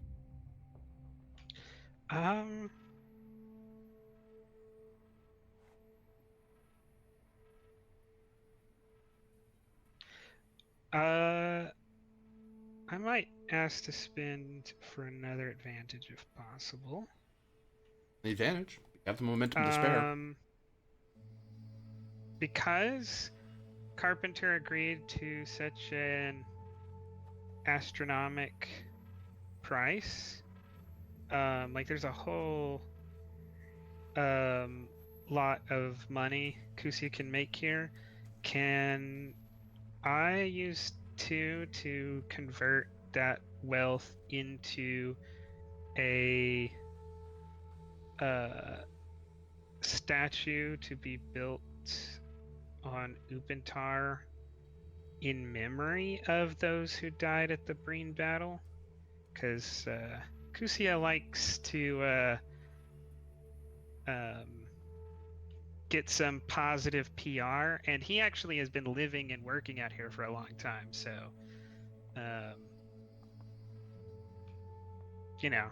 he doesn't like to hear about people dying, but also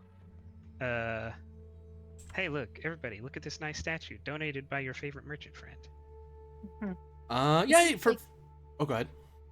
This is like what mafia dons and mob bosses do is you make a lot of money and then you donate, you make a lot of money through very illegal and illicit back channels, and then you spend a tiny amount of that back in the community where you were located so they feel loyal enough to you to not rat you out to the cops. It's more That's like what you're doing here. It's more like JP Morgan, so same difference. Yeah. It's the Iosian way. And you gave me all the money. I And I know. I want to be demoralizing. I mean, look, listen. Sacrifices must be made on the progression of society. You know, if I could flip Look, a switch and not do all of this, I'd love to. But yes, you could have contacted FIS merchants. I. I will say here that advantage will make interactions with the when you do future interactions with the at least regarding that battle, the public sentiment is improved because a private federational actually is Kusia a Federation citizen? Yes, no, or is he independent spacer? No, he's legally, I think, holds citizenship, but is pretty disinterested in anything Federation because But being on paper, Yeah, but kicked in out the of core Starfleet of for being an augment. in the court of public opinion, though, you are a human, which I think means most FIS people associate you with the Federation. But like Kovic, he's been here longer than the Federation was a thing. So That's true.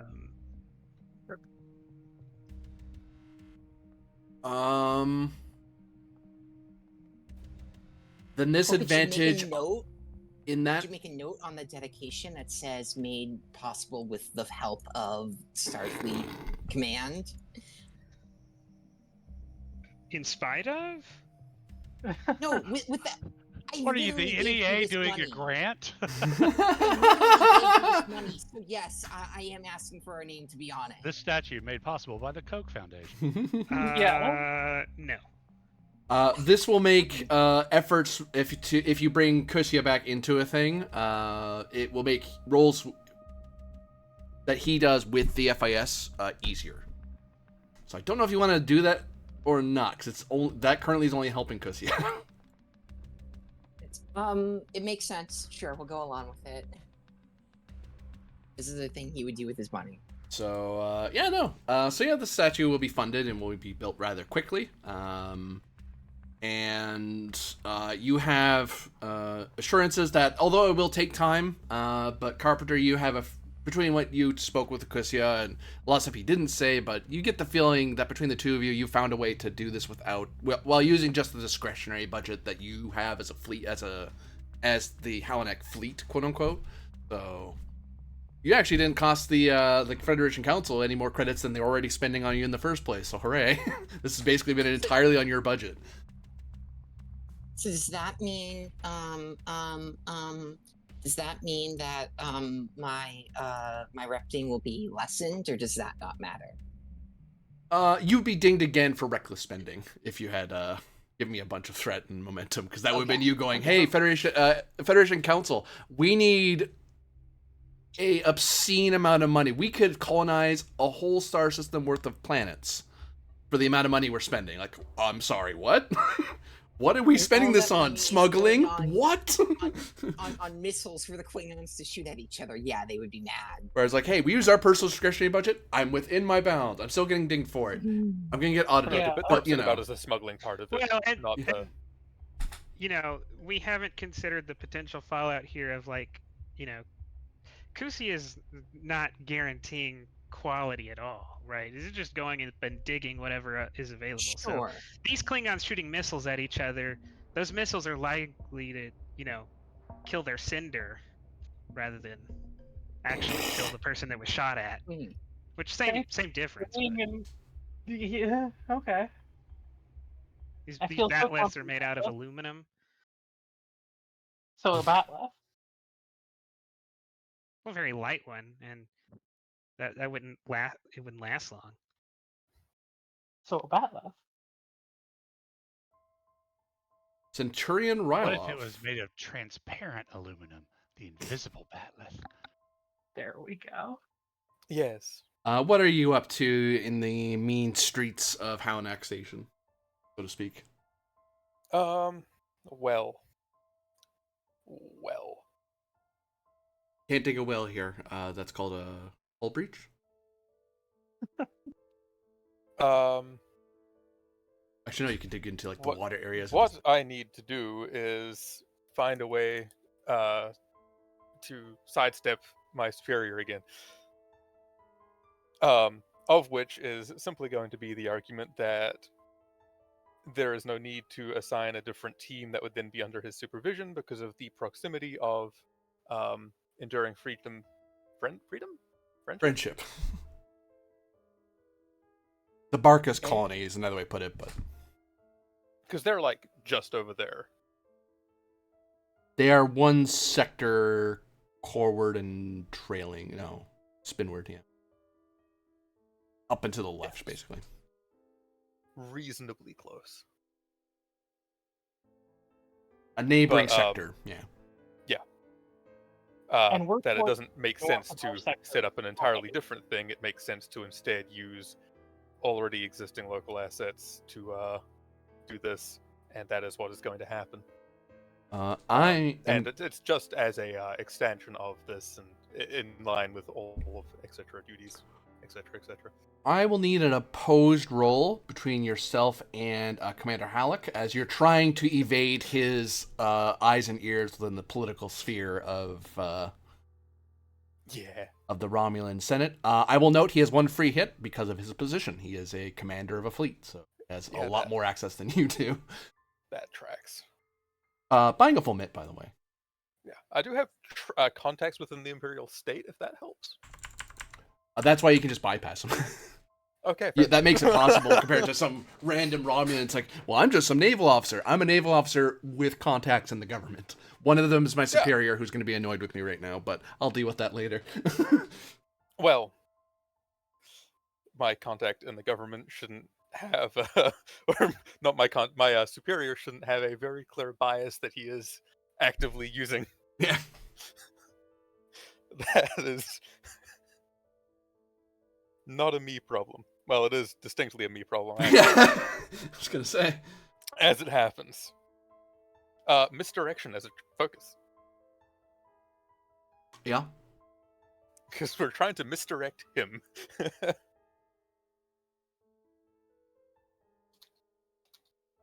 One second.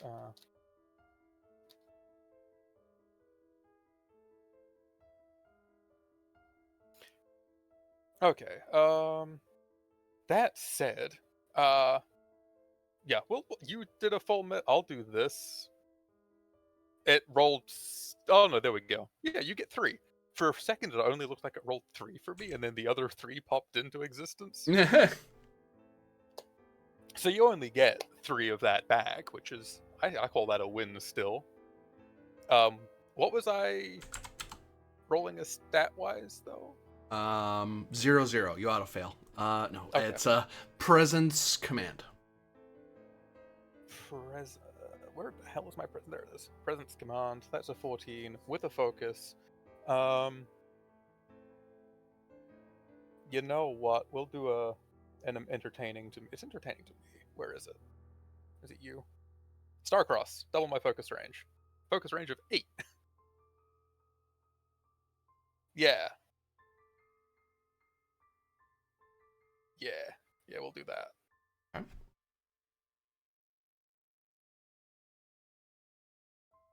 Which ends up not firing, but hey.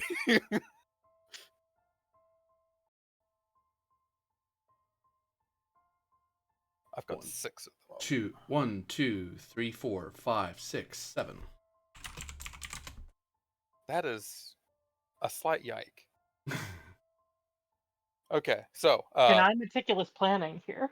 Yeah.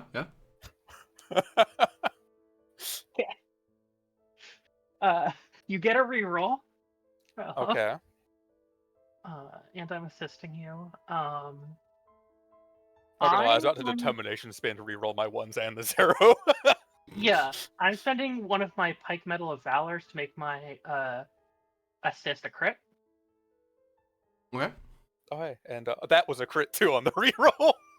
So 4 extra hits, so you are 3 up on them. I'm not going to spend more resources on that, so gain 3 momentum. As you are able to...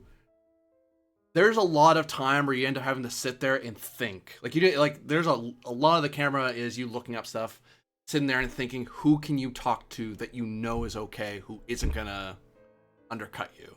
How do you get to that person? Over what channel? How precisely can you word it? gets the information you want to get without it tipping off the commander. And eventually, you're able to figure out who that is within the Senate.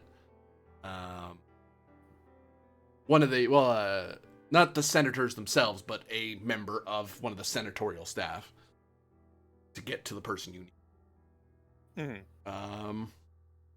And yeah, no, you're able to make sure it appears on the standing committee that there is a need for the Senate to reallocate diplomatic and military assets, to which will add fleet liaison status to an existing officer in region to the Arcus colony Starfleet Command. Lovely.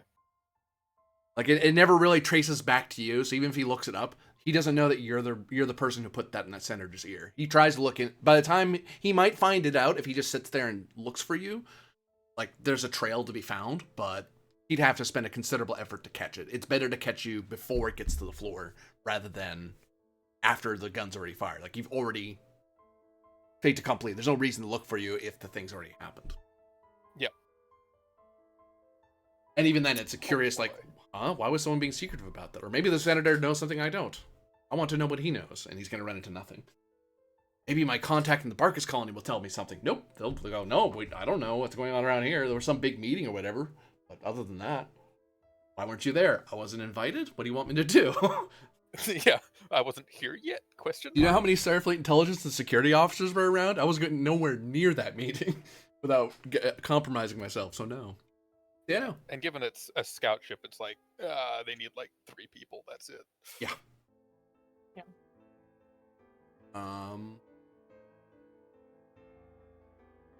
Any other thing that Centurion Ralph is up to?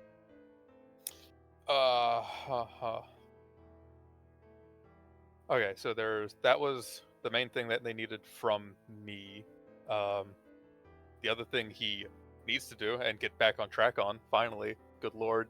Hey, Halanak agreement. Hey, We're Halanak, trying- you've just had a bunch of your ships destroyed. You want help with security? Yeah, yeah, actually. Yeah. I mean, kind of plays into it, but the part I was going to play up was look what we did on the information security side of that, and what we were willing to do to make sure that the sabotage would not go through. There's a number of lines to take now. Yes, as it happens. We're going to try and not shoot Starfleet in the back entirely. You don't have direct access to the presiding speaker in your role. That's because your fleet is on to the Starfleet segment of it. But you probably could, in your diplomatic status, reach out to one of the ministers to try to sponsor. Because if you want to be considered, you need to be put into at least one of the subcommittees before it goes into the sub-assemblies, I should say, before it goes to the assembly itself. Normally, you'd bypass that by asking this presiding speaker, but that's not. Yeah. You'd have to speak to someone else. Did have an extended task playing before. That was one of a series of meetings. I just don't know where it was. I believe I might have saved it somewhere.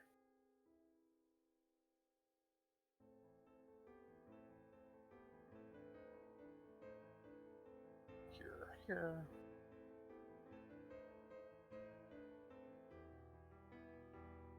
Nope. That is a temporal thing. I have too many files. Halanak.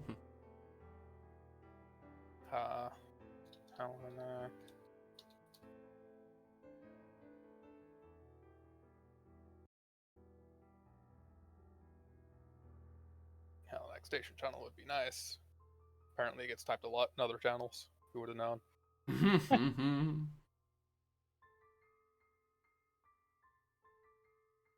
No, we definitely had an extended task though.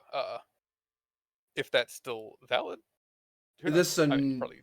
this is if you know what it is, then point it out to me. But I don't know of one that we have that's current. It was anymore. for exactly this. It was for getting involved with, getting the state signed into the Halanak agreement.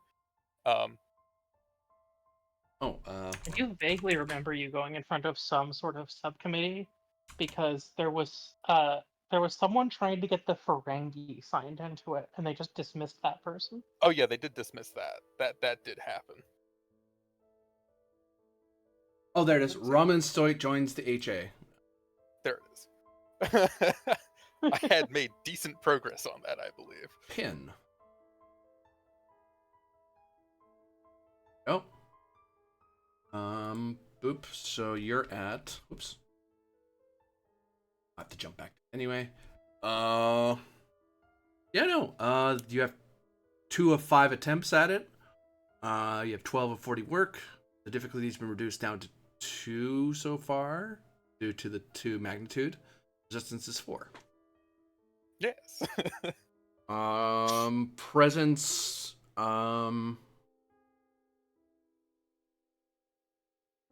Command is this one.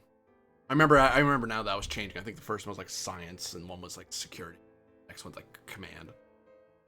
That was between the ones we were looking at doing. Command was locked down by Starfleet, but science and security are not. Right. Oh, because you were showing what you could offer them. Yes. It's security because that's what you were offering. You were offering more security efforts. We're offering science as well. Oh, depends which one you want to go for. Oh, I know what it was. I was asking you to alternate. That's what it was. Yes. You could do one, but not the other. I imagine you went security first, then I science. So I think it's security again. That might be security again. Well, yeah, it's something. Yep. And that's presence. Yep. I'm not using misdirection for this one. However, difficulty is going to jump up to 4 due to the assembly feeling rather adverse to any. There seem to be fighting the Minister of Defense's. The Minister of Defense supports the idea, and that unfortunately hurts you because the Minister of Defense is not popular right now. That's fine. Because, we worked fairly seamlessly with the harmonizers, evidently. Team dynamics, question mark. If we're going to be talking about recent events, in which case that was the collaboration efforts between state personnel and FIS personnel was what led to the end result. Right. I'll take it. Lovely. Oh, actually, no, I'll walk that back. I would take it a complication. Okay. Because you're not, as a Fine. team, trying to sell it to them. You are selling it on the back of that. Yes. Yeah. I mean, Kovic's not going to disagree with it, is he? If I hand him enough arcs, he might. No. 3 arcs you disagree with, Rilo. Deal. Yeah, really? It's like, oh, yeah, shit. That's a healthy way the GM bribe players to PvP each Yeah, other. I Right, will. there's the character advancement too. I'll use the second one of these for fun. Oh, you get 5 this time. Nice. Not rolling well on those stuff. Yeah. Unfortunate. Okay, that is currently 4, which does meet it, but I have a reroll from security. Lovely. 5. I only brought it up to 4, right? Yes. On the dot. Roll for me challenge dice. Which is 2 plus, so 6. 6. Oh, I'm using that float to reroll 3 of those. Understandably, I feel like. Yeah. Ooh, still makes it. 6 minus 4 resistance, so you're currently doing 2. Okay, well, use 1 for piercing. So that puts it to 4. Okay, use a second 1 for piercing. I did math bad. So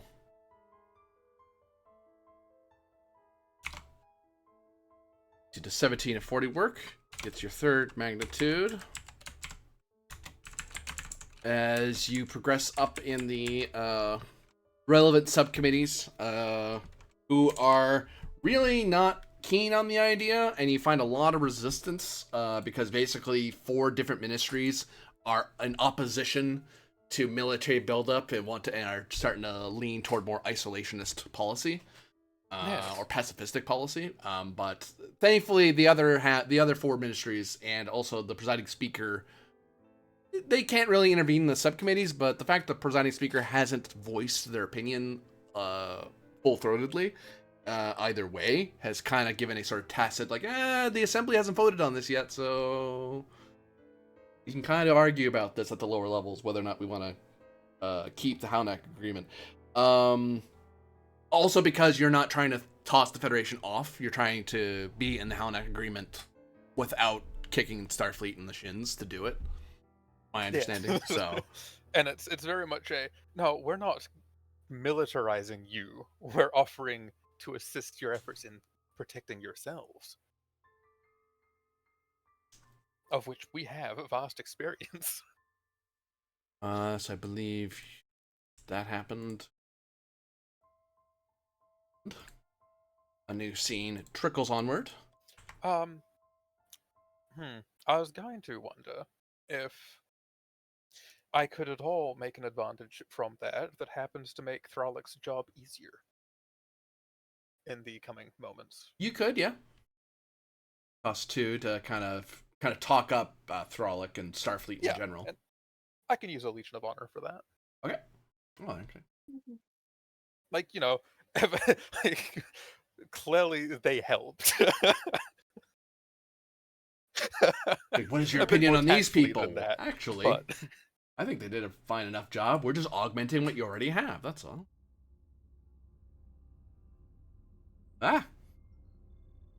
Fleet Captain Haifa, the mover of tokens. I You're welcome. You can't complain about my political activities now. I can, but because I'm a curmudgeon and a contrarian. I love how no one in this session is acting above board, and no one is telling each Hey! other about. I'm acting entirely I above This is board. entirely above Board. board. I'm totally Okay. up board. Okay. How dare This is you? I'm doing exactly what Thrallick told me to, and I'm never Poor report commit. back to him. Or Carpenter. What you doing there, Fleet You Captain? Idiot. How dare you? Just because you hired a smuggler. So Guilt by association. the Da Vinci is ready to go. It doesn't have any breaches there. It was a part of a damaged Uh, group in the fleet combat, as I recall. It was, but it regrouped and it has an engineering of 4. So Yeah, so it's fine. All right, then I'm gonna jump on board the Da Vinci. And we have the location of this suspected Klingon station. It's somewhere in the sector trailing of you. Oh, so they have no idea where it is. We have the sector, and we have some indication about where in the sector, I think. They know it's in the sector somewhere. Okay, cool. But it's a lot of space to search. It is, yeah. It is. Okay, is there?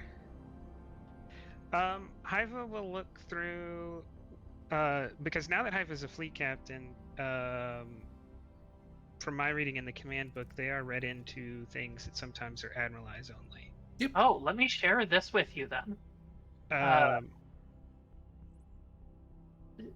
Just a second. I've got a thing for you then. Okay. I want to look through intelligence records of old Klingon stations that, like, tactically the Klingons made the Federation aware of, but that was not that information wasn't disseminated. And I'm hoping for one that's abandoned.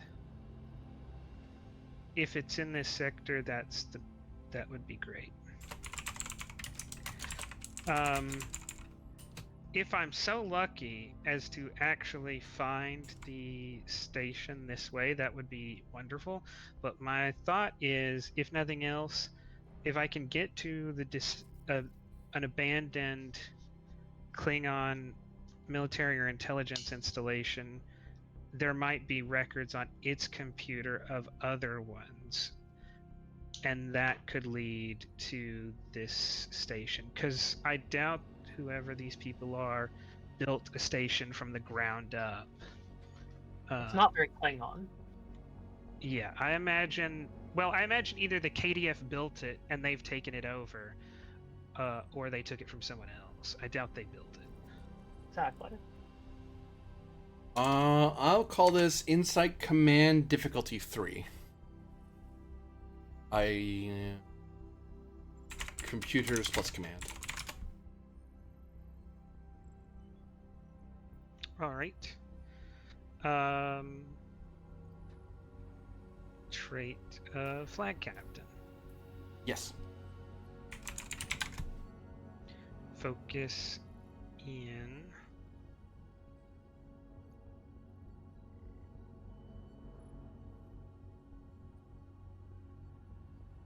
cultural studies, because there's an element of knowing which Klingon station would be useful rather than just any Klingon station that Starfleet happens to know about.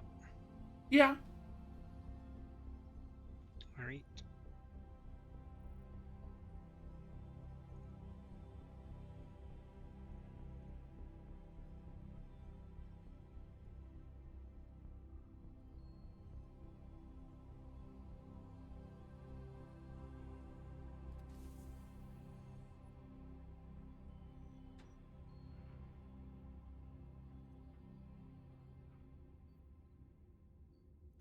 All right. I'll spend 1 momentum.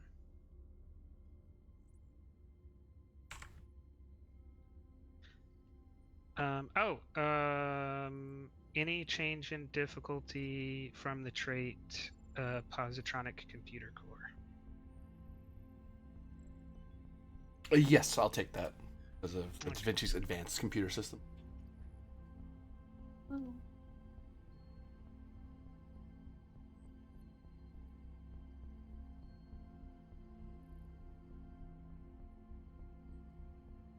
If 1, then in that case, plus your ship.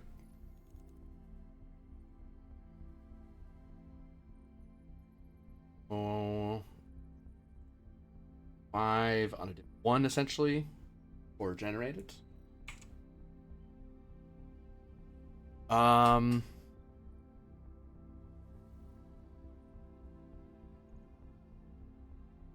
You are able to narrow down some reports of and look through the Klingon records and intelligence reports on the various attempts at stations, and most of them back when Gowron was the Chancellor, there was an attempt to move into the Shackleton, and the Klingon Empire has always been looking into Shackleton for conquest. It just never really. There was always some other bigger battle to go on. But, some houses tried to expand their own fiefdoms or provinces or pocket empires, tried to go out to the Shackleton, and some rose, some fell. In the new reform era of Martok, there was a lot of decommissioning and mothballing of various forward operating bases in the Shackleton, simply because it just wasn't worth. Yeah, some houses were just drawing the funds and not doing anything because it was just too much of a pain in the neck, and because the High Council never clued in, it just kept getting funded. That's corruption, and Martok stamped that down. So there is, and then basically a lot of houses had to account for bases that they had in the Shackleton, and if it was being decommissioned, they would be scuttled, because who wants to give away free tech to aliens who didn't earn it through battle and stuff? When you look through it, you're able to focus on the neighboring sector. There isn't a whole lot there, because to give you an idea,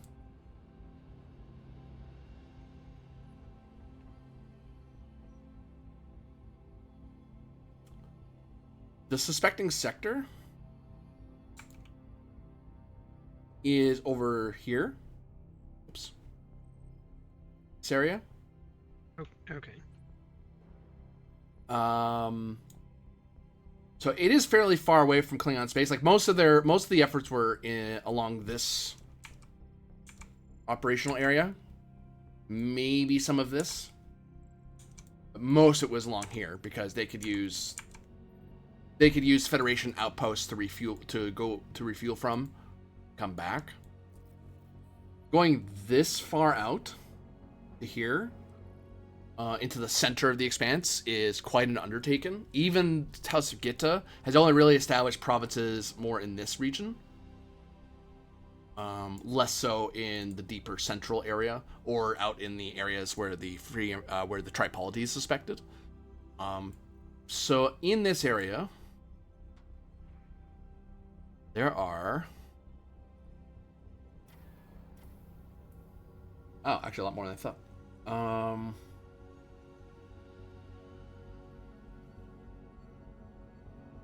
There is at least one base that the construction was attempted, but then dismantled and appropriately accounted for. There are 4 different areas that are listed as either mothballed or in the process of being deconstructed. Which, if you were so you could theoretically they could be one of those 4 places. Oops, too far out. Was there any momentum on the table, or it's all in the pool? Oh, it's all in the pool. Yeah.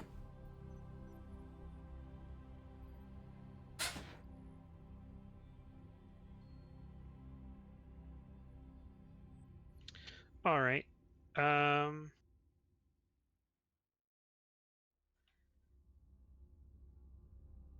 2 moment. I don't know if this is a question or this might be an advantage, but I want to eliminate stations that wouldn't be useful for multi-ship operations. I'll push that back to you because it's technically none of them would be because none of them were really finished. But in theory, any of them, if they were secretly upgraded, any of them could be made to do such a thing. Like you can make a small station into something, into a mobile base. It's just that they never. Who knows what any of them are right now. Okay.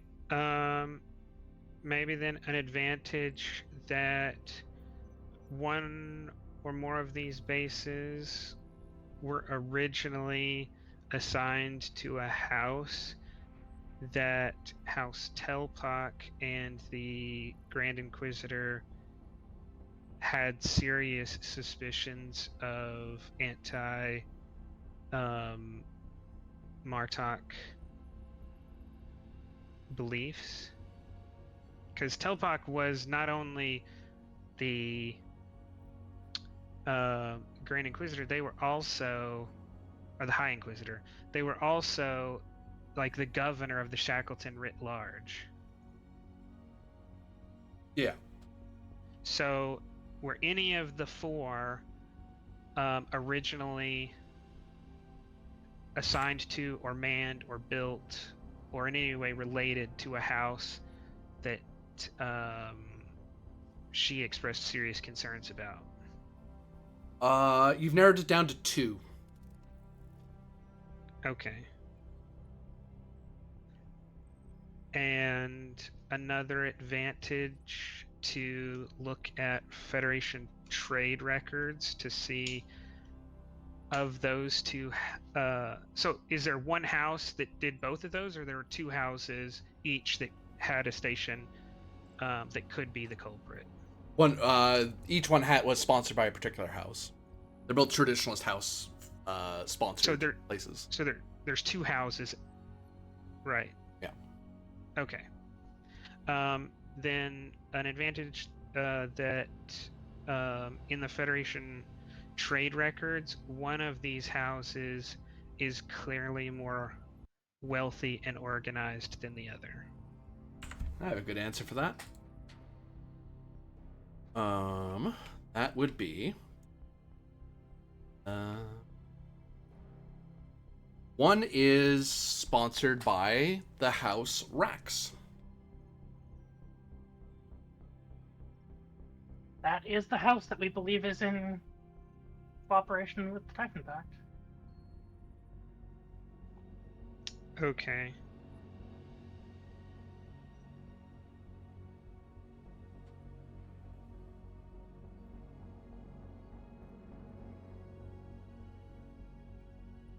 Do I know the name of the other house? The weaker one? The other one is House Marboth. I've heard that name before. I believe they're the ones that Enduring Friendship is currently seeking an alliance with. I'm not 100% on that because well, they would first if time I they heard it was were last they week. were either Telpot got that they were anti-chancellor wrong, or something's changed. Yeah, I don't know. I might also just be wrong. Okay. They don't have Another that. advantage on having access to up-to-date Starfleet intelligence reports of sightings of House Rax ships anywhere in the Shackleton that would put them on a trajectory out this far. I would push those back. They don't have that. That intelligence isn't currently known. Okay. Nothing that would give trajectory information, anyway. Because you guys are the deepest part. Between you, the Barkus Colony, and Stavager, you're the ones that are deep in the Shackleton. Everything else is border. You guys are the intelligence assets that are this deep in that would know that information, if anyone knew. All right, then any trade or financial data in FIS databanks, because they love to share information freely, that shows either an outward or inward lying House Rax ship doing business, even if it's just to buy like provisions or something from an FIS world? For momentum, I can answer that. Sure. You would seem the House Rex has not interacted with the FIS in any way, which is odd because this is a known trade port deep in the Shackleton. So if you were out this far, Halanak Station, even before Halanak Agreement, is not a bad place to stop by. Has House Marboth done so? They have. And from looking over their transaction records, does any of it align with I need to buy a bunch of provisions to jump out in the middle of nowhere for a long time?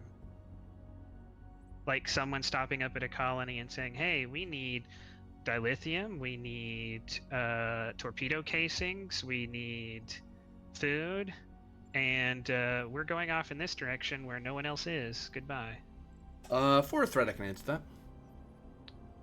Sure. That would seem to be the case. A large amount of what one may classify as starship or military type materials, like duranium in and of itself means nothing, because that's how you build anything that's very sturdy. Like a colony would be built of that, a starship might be.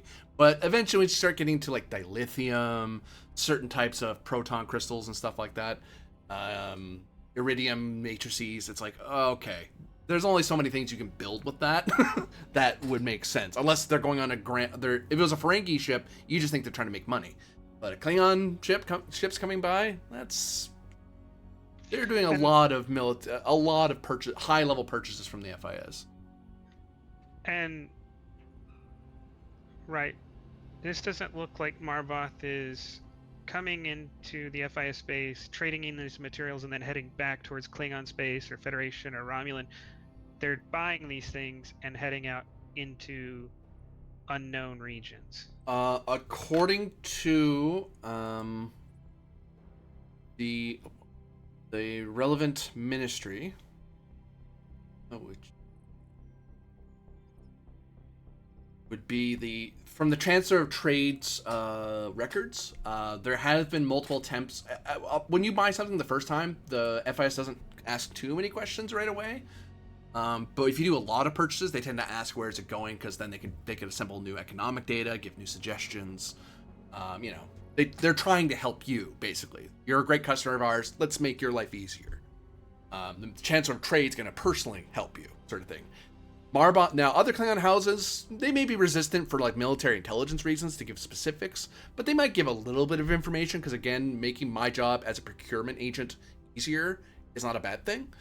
Marboth has told them zero and has basically stonewalled them, and that actually has caused them to pay more sometimes, because that comes off a bit suspicious. But hey, if you're willing to spend the extra money, we'll sell it to you anyway. But I don't know, we don't like how you're not answering that. That's a very common question. But Marboth is specifically drowning, is not answering them. Which I'll note in the file, they do find that odd, because everybody else does, to some degree or another. And from Operation Iraqi Freedom. Enduring friendship. I'll never get tired of it.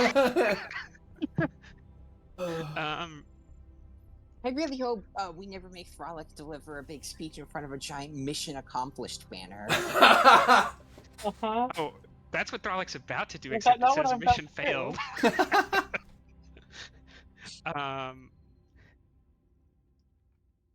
Or I guess it was mission accomplished. That's not the tone of the speech, I imagine. Yeah, mission accomplished, but sorry. We got success, but on the bodies of your... It says mission accomplished, and the subtitle is "Please don't put me in jail." So from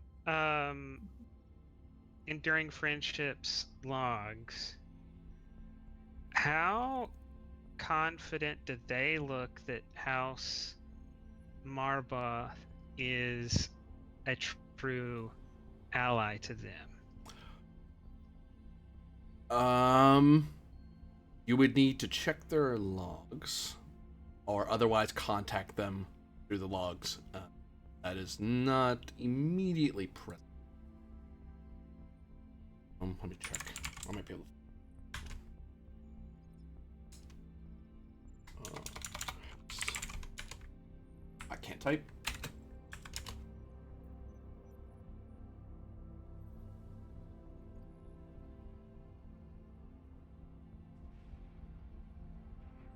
There's mentions of a house Ka UA, but not Marboth in their current logs. House Ka is suspected of being a subhouse of House Mong. Of House Aok.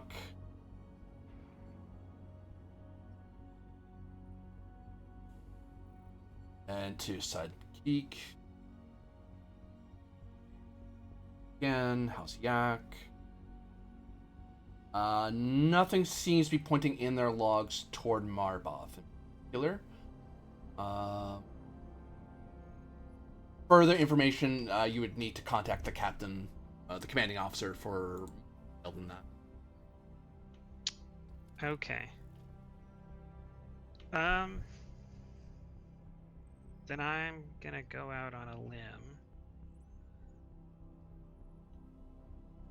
and say that House Marboth is too out in the open for Typhon aligned people. They have everything we've come across has them been trying to be as stealthy as possible. They haven't done anything in the open. To actively and openly buy weapons and have that data logged by a trade ministry is not something they would be interested in, I don't think.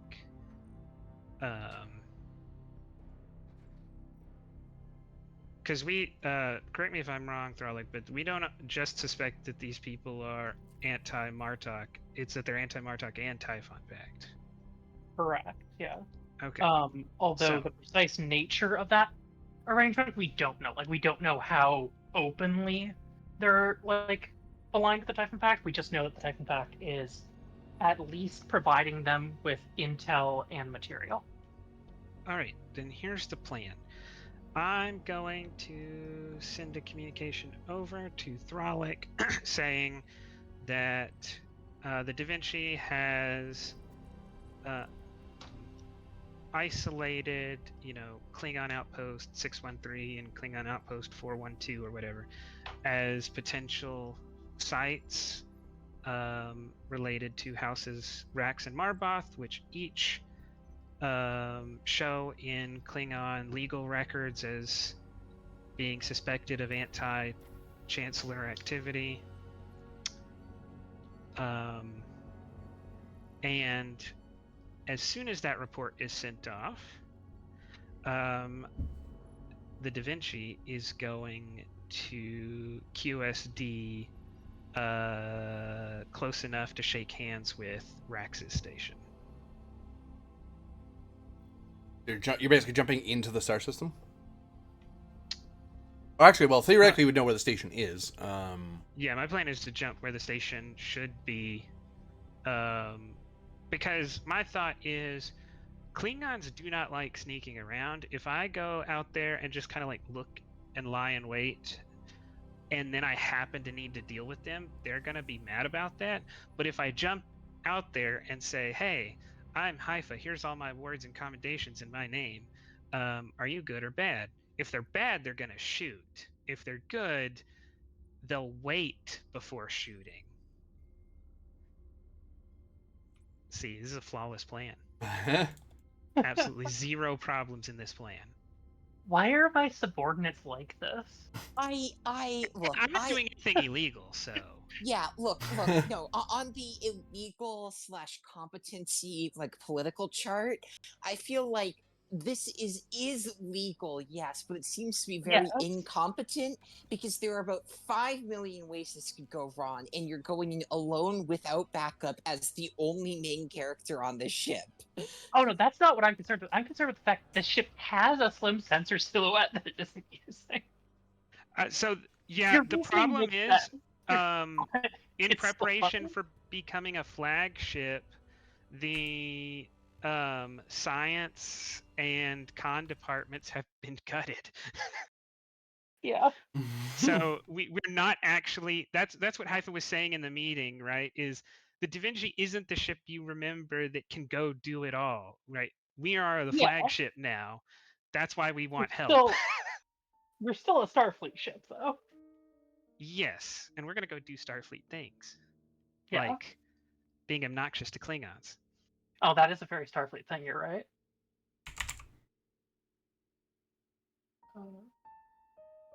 Oh, hey, it's the missing man.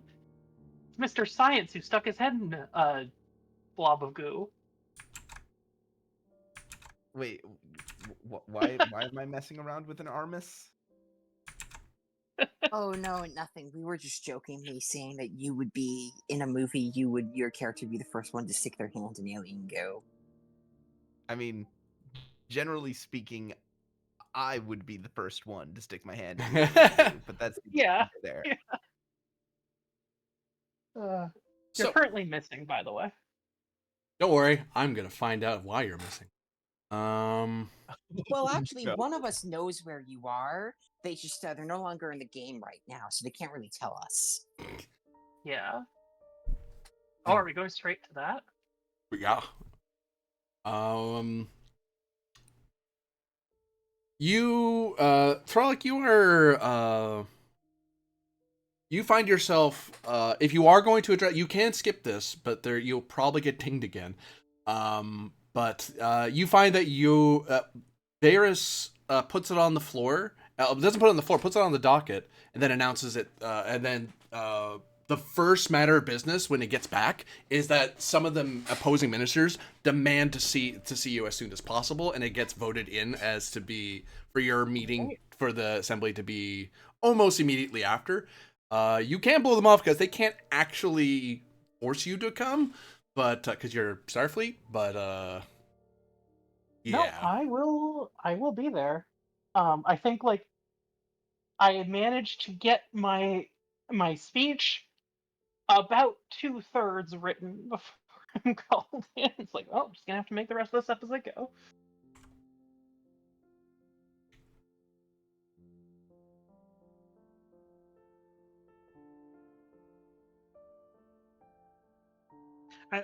With how we're doing this, because we're taking turns and everything, are we allowed to bring in support characters, or does that eat up our? you can, yeah, because that's what station support's for. Okay. I think you need help from I agree. Lieutenant Commander Joris Call. You need a JAG officer so you don't get in too much trouble. Joris Call is currently on an away mission and is missing. Oh, right, dang he's it. with Ben. You want to grab someone from my support staff? I have You're a lawyer? 2 people. I have a Federation like diplomatic attaché. You who mean has Vel? Federation law. Yeah, I mean Val. Yeah, they're missing as well. Remember? Oh, right. Vin, why do you do this to us? What did I do? You went All of our missing. people. Oh, right. I mean, I guess you could take my strategic operations officer. I mean, I wasn't looking just for a way to get involved in the scene. I was trying to. I thought the JAG would be pretty helpful to you. I don't need to find someone. I was just looking for thought he people was a who good might idea. have. I was looking for people who might have like relevant focuses or areas of expertise, and I feel like someone on my command staff might do that. Like the diplomat obviously would have been better because Federation law, but Yeah, I don't know super. I'm not like super tied into what the current circumstances are. So whoever you need me to play. yeah. No, I don't think Sabra is particularly relevant. Like if you were trying to debate whether this was a necessary operation, you'd probably bring in Sabra. But if you're gonna say that it just didn't go right, then you don't really need her. Because her stuff is in. Why? Oh well, for whatever's going on, would having the counselor around make sense? Which counselor? Probably not. I think part of this is justifying why this happened, though, right, Jim? Part of it is justifying why this is in line with the Free Information Sphere's goals. You're being called to answer for the loss of the for a good portion of the FIDF. Yeah. Sure, I'll pull Can in. I be there to assist her as a member of her staff and someone who was actually present at the events? You could. Yeah, before the meeting starts, you bump into Carpenter, who you haven't seen in a while, and she says, "Sorry, I'm late. I was busy acquiring those supplies you needed to be Well, acquired." more on that later, Commander. I'm heading in for a Yes, bit of a deposition. I know that I'm here to assist in any way I can. I'm sorry, I didn't realize this was happening until All right, read over this, and like probably will hand her the like half-written pad of the thing she's intending to go in with and say, and that's my official position. Support me in it, Or else. or else. this says, I'm taking full responsibility. It's all my fault. If you're gonna hurt anyone or punish anyone, punish me. Right? Is that what this says? Probably not quite that tone, but like basically, it's like I take full responsibility for the actions committed to this engagement. My subordinates were acting under my orders or under my authorization. I think they weren't technically my orders, but they were my authorization. Yeah. Here is why I believe this action was necessary, and Yeah, no, Carpenter begins to read this, and then her eyes go wide, and she says, "You can't, Admiral, you can't put your career on the line like this. You, you were barely involved in the planning or execution of this." It is my duty as a superior officer to be fully aware of the actions of my subordinates, and to either veto or authorize their plans, Commander. I authorized this plan. Yes, but Haifa was the flag officer on the. Admiral, you should not have to throw yourself on the pyre to prevent other officers more responsible. If the FAS wants to put anyone's head on a spike, please let it be the ones who are actually there.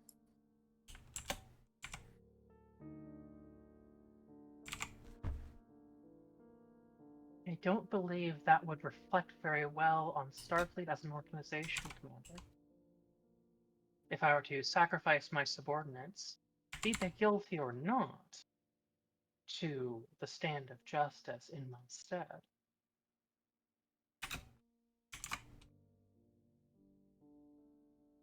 Carpenter, like begins to take notes, and she just mumbles to herself, "I don't think this is justice anyway, you can cut it." No, this is diplomacy, Commander.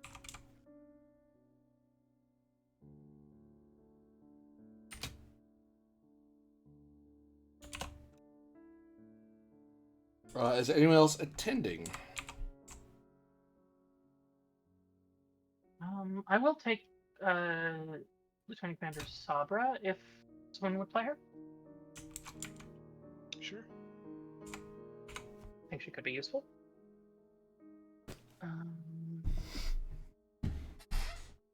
The only one I could see bringing into this would be the counselor. Counselor? Who is the counselor? Not seeing them. Till Morrill, the Cardassian. Oh, and she has a focus in arbitration.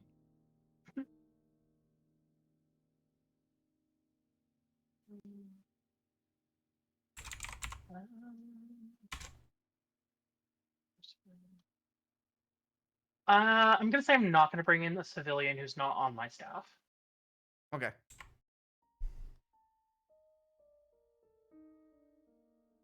Cool. All right. GM, what role am I making here? As you stand on the floor, you are announced along with Commander Carpenter and Lieutenant Commander Zabra by the presiding speaker. A light shines from his elevated position from his pod that delineates his aboveness of the politic of the assembly. He's there to maintain order. And various other. You see that the main division seems to be less on the. You've seen others come to this assembly hall, and usually divides along either species lines or political bent lines, or in this case, it seems to be more people who are aligned with certain ministries. You know that Minister of Defense Seyrana doesn't think you did wrong. I don't think. Correct me if I'm wrong, of course. Whether or not Varys. No, I will let you control Seyrana because I'm playing a character in the scene and I want a metagame, but I don't. From everything that's happened, I don't think Seyrana would blame anyone. And just understand it as a regrettable tragedy that, only speaks to how much more the FIGF needs to be funded and supported by the FIS, because none of this would have happened if we had the proper ships to patrol our space and not let the brain in to begin with. The floor opens up to everyone else first, as they all basically, to summarize how this rather long process goes, the light shines on each of the ministers who normally don't all speak at the same time on a singular topic, but this is in regards to the Halanak agreement, so it turns into a ministerial problem. Of the people there, Minister of Defense Seyrana, Supreme Justice Bazog, Chief Engineer Zuif, and the Director of Intelligence Minette all don't see the Federation as having done wrong. They actually celebrate what you did. They see why you did it. The Supreme Justice knows through Kovic why you did what you did, how the intelligence was gathered, how through the legal system it was performed, that you didn't break any laws in the FIS. You did everything that you're supposed to do. So as far as the justice system's concerned, you didn't screw up. You did what you were supposed to do with as far as the legal system's concerned. Chief Engineer Zwift has a positive outlook on the Federation anyway, because you're helping develop the QSD program, and Zwift is actually helping with the Project Cobalt. So they already they're pretty close in with you.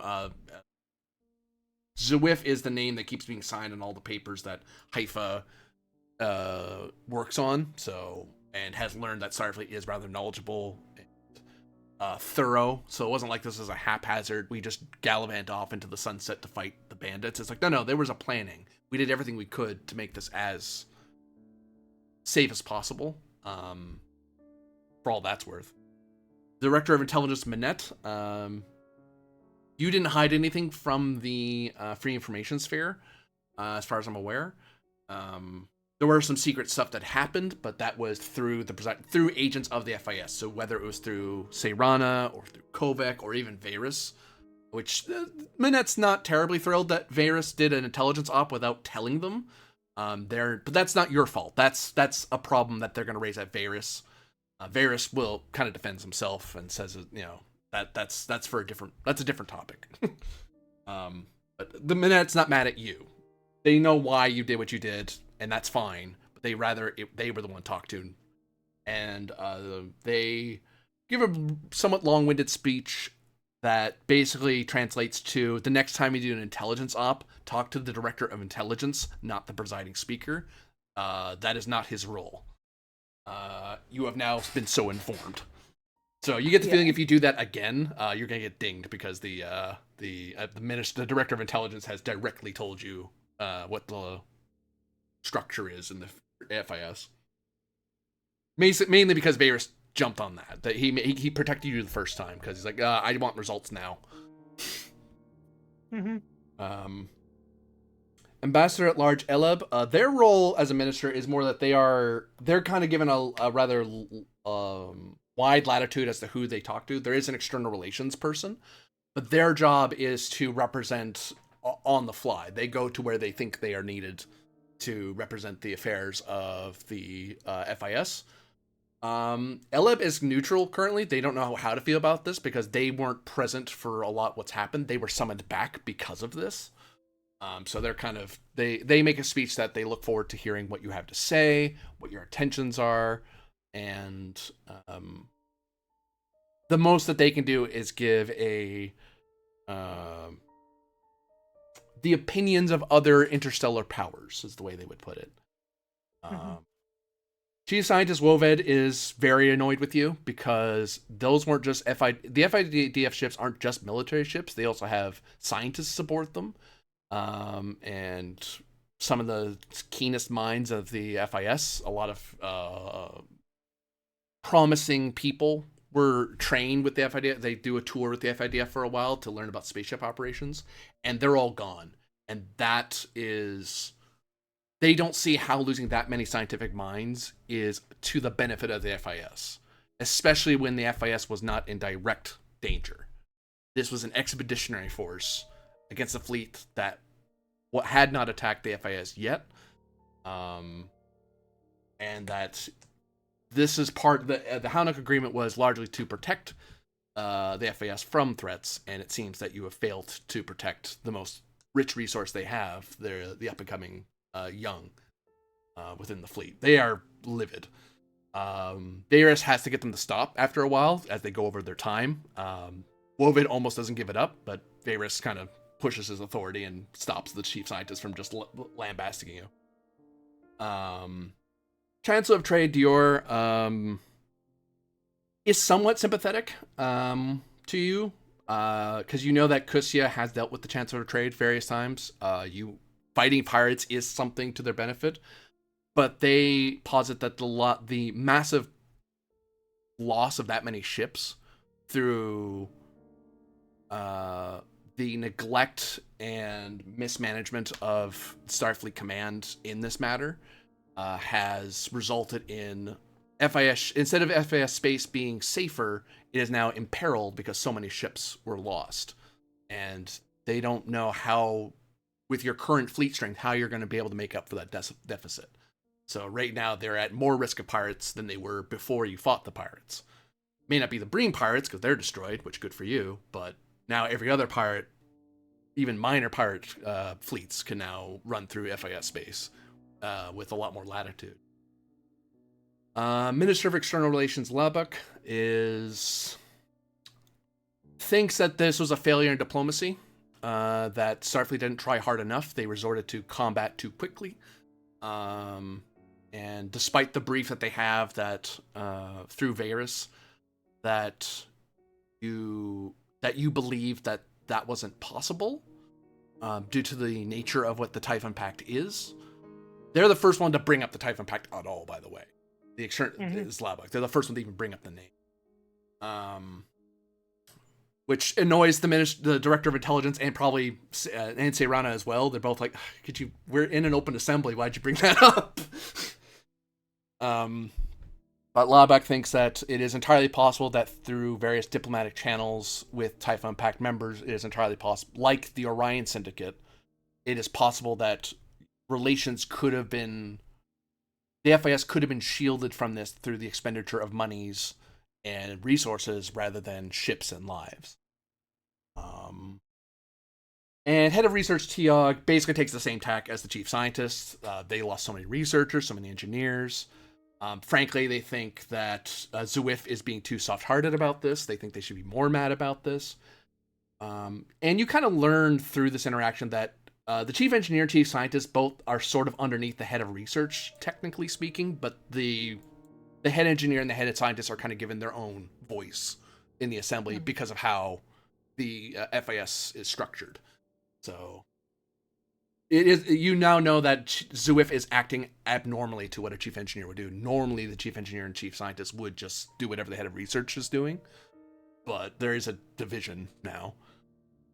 So yeah, you currently have a split floor. You know that you need at least Varys. You need either one of the people opposing you to not denounce, one of the people denouncing you to not denounce you anymore, or possibly convince the ambassador at large to support you. The more people that support you, the better. Varys can't vote, will only vote if there's a tie, and you get the feeling he would vote in your favor, but you really don't want to rely on him to save your neck, because that's probably going to be the end of it.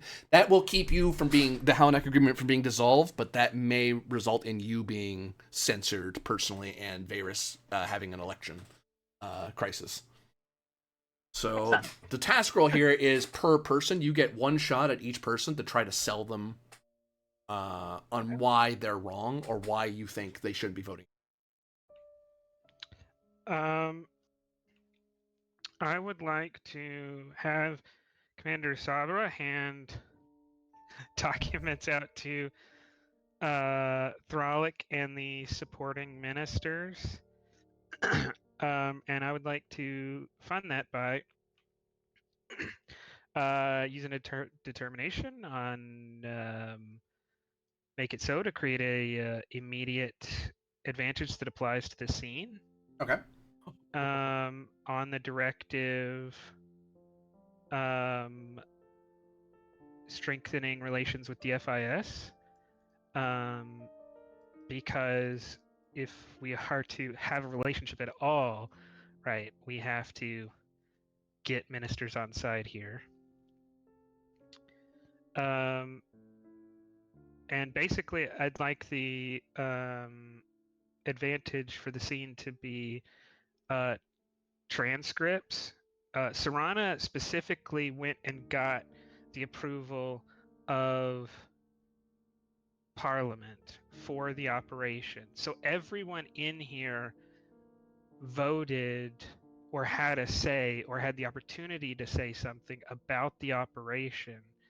And so, like, the head of research, right, he might have voted against the operation, but did he actually take time to, give a long 30-minute, hour-long speech decrying the unnecessity, or did he just simply, right, cast a no vote without much pontification, so that the allies, right, can look at these records, these transcripts, and go, hey, you weren't that against it yesterday. You just don't like that it didn't turn out the way you wanted it to.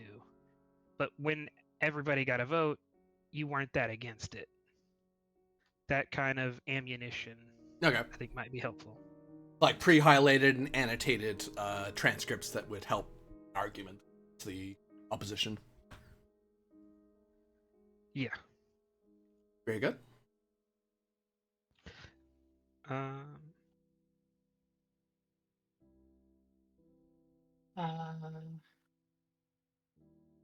let's see. I think I would like to try and direct my first argument towards the head of research.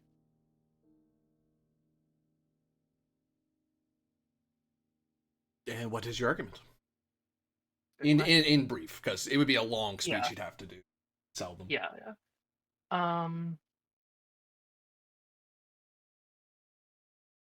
What was their general opposition again? Same as the chief scientist, basically.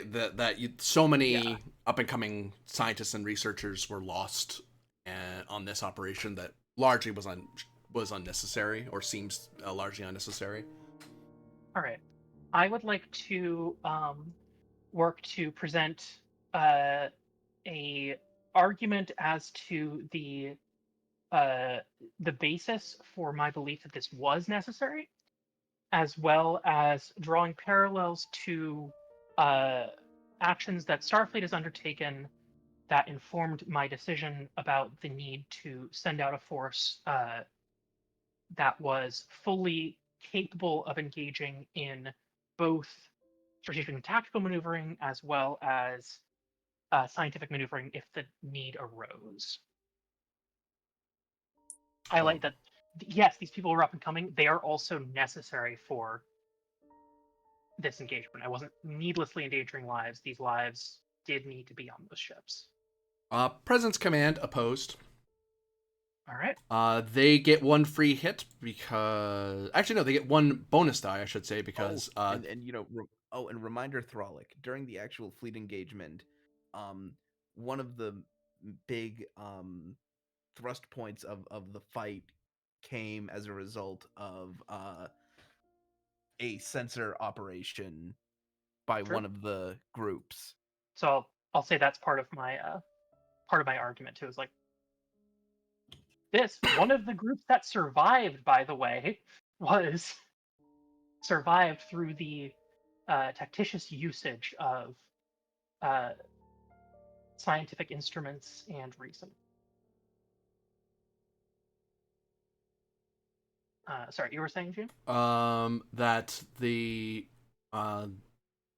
basically have a bonus die because the chief scientist will be chiming in the counter argument in support of the head of research. All right. Can I assist with Reason Command on the grounds that I am helping her formulate her arguments as she speaks them? Certainly. Like passing her notes and such?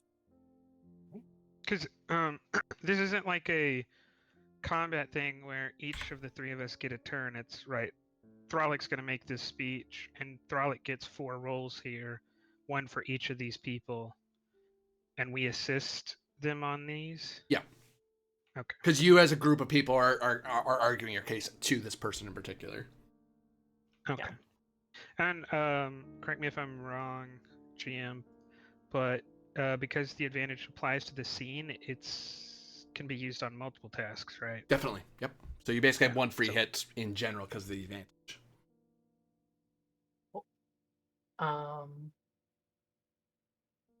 Let's see. Weaving in the argument that while the amount of loss of life is a tragedy. Some loss of life is a necessary thing to allow and even anticipate sometimes. I would like to trigger Flag Officer. These are the decisions I have to make. And you are supposed to trust me to make these decisions, basically. Not blindly. That's why I'm here.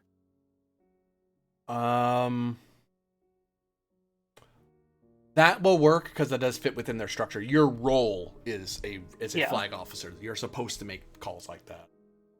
Mm-hmm. All right, so 1 free hit for Flag Officer. 1 free because advantage. Yeah, so 2 free hits so far. That one's gonna trigger later. Does decorated military family cut against me here? It increases complication. Tiag may see that your record as a bias to military action. That was my thinking. Like you might accidentally Don't say think- something about your record and go, "Whoops, I shouldn't say that to Tiag. That's gonna irritate him." Yeah. I mean, all of does- my ancestors were also involved in engagements that killed a lot of people on our side. Yeah, exactly. Hey, an Andoria that would sell, guys. Like, yeah, this is an Yes, Andoria. Oh, right, sorry. Yeah, no. My bloodline die and you decorates will the be Wall of happy. Heroes is not the kind of thing I should be saying right now. Yeah, I don't think they have a wall of heroes that you pour the goop of leftover No, I don't think so. Upentari on. The Does theory in the calm room in would kind of the like storm- it, but you know, Does Calm in the Storm do anything here? no, not yet anyway. Figured it might later, but wouldn't probably now. Well, actually, no, it does Um, because both Tiag and Wovid are both basically being a bit apoplectic about it. Like they seem to Okay, be the loudest voices in the room. That's why I'm going after them first. Yeah. Honestly. Cool. So that's another hit. That means that we're up to 3 hits at increased complication of 1. I'm getting an assist. I will give you 1 threat for a 3rd die. And I think my focus here is coming from strategy and tactics, probably. I wouldn't take it. I would take it a complication, but I wouldn't Okay. take it directly. Let me see what else I have then.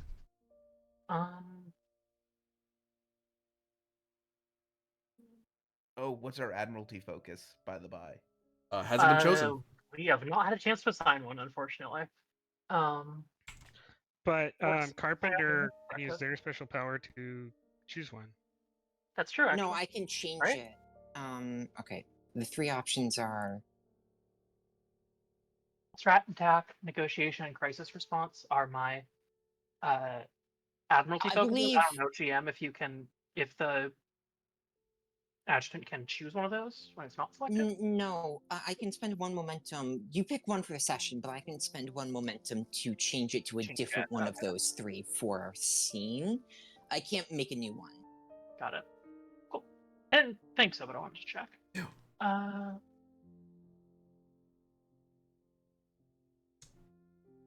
See. Focus, focus, focus. Military history isn't going to help me here.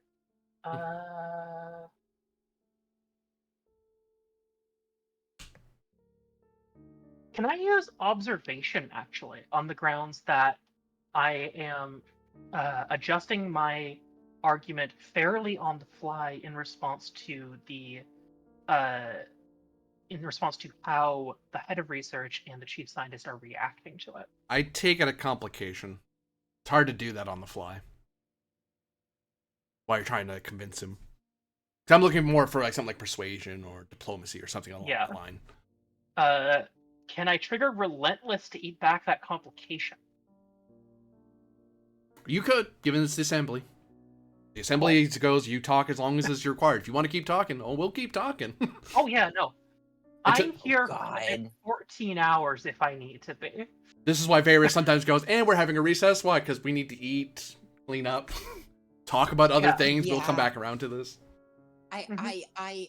as someone who lives in the country with an indefinite filibuster, I can see how this might be a problem. Yeah.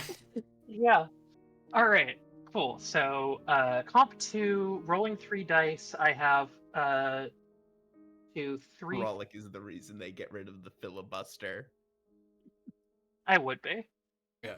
Well, Okay, Varys GM. VS would clue in if you were if the presiding speaker believed you were filibustering. They go, no, I know what you're doing. You're done now.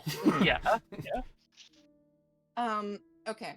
GM, a focus in philosophy on the grounds that I'm helping her make logically rigorous arguments to avoid falling into any attacks or traps from Teog or Woved. That'd probably be wise. Yeah. I would take that. Saber can assist as well on top of their advantage if you so wish. Yeah. Can I make the argument?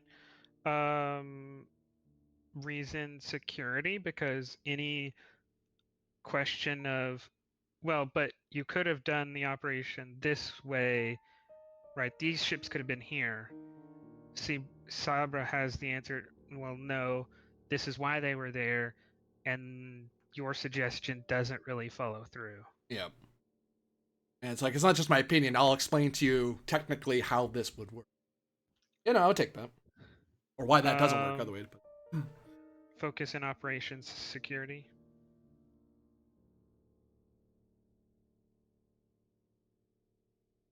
Sorry, what?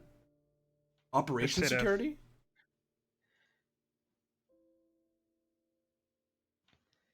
Yes, that's the focus they have.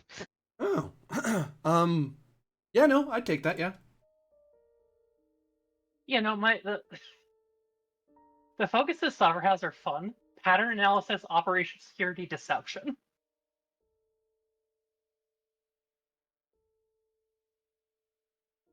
I'm gonna spend 3 threat to re-roll some of my misses, as Tiog has a value of a accomplished debater I and was about to say, philosopher. and unless he suddenly started playing D&D and's got a good charisma modifier, I don't think that's gonna work. Those rolls. Yeah. Yeah. And they get Hey, to re-roll that's a one. crit. Reroll one as that. Not that it helped. He fell into our trap.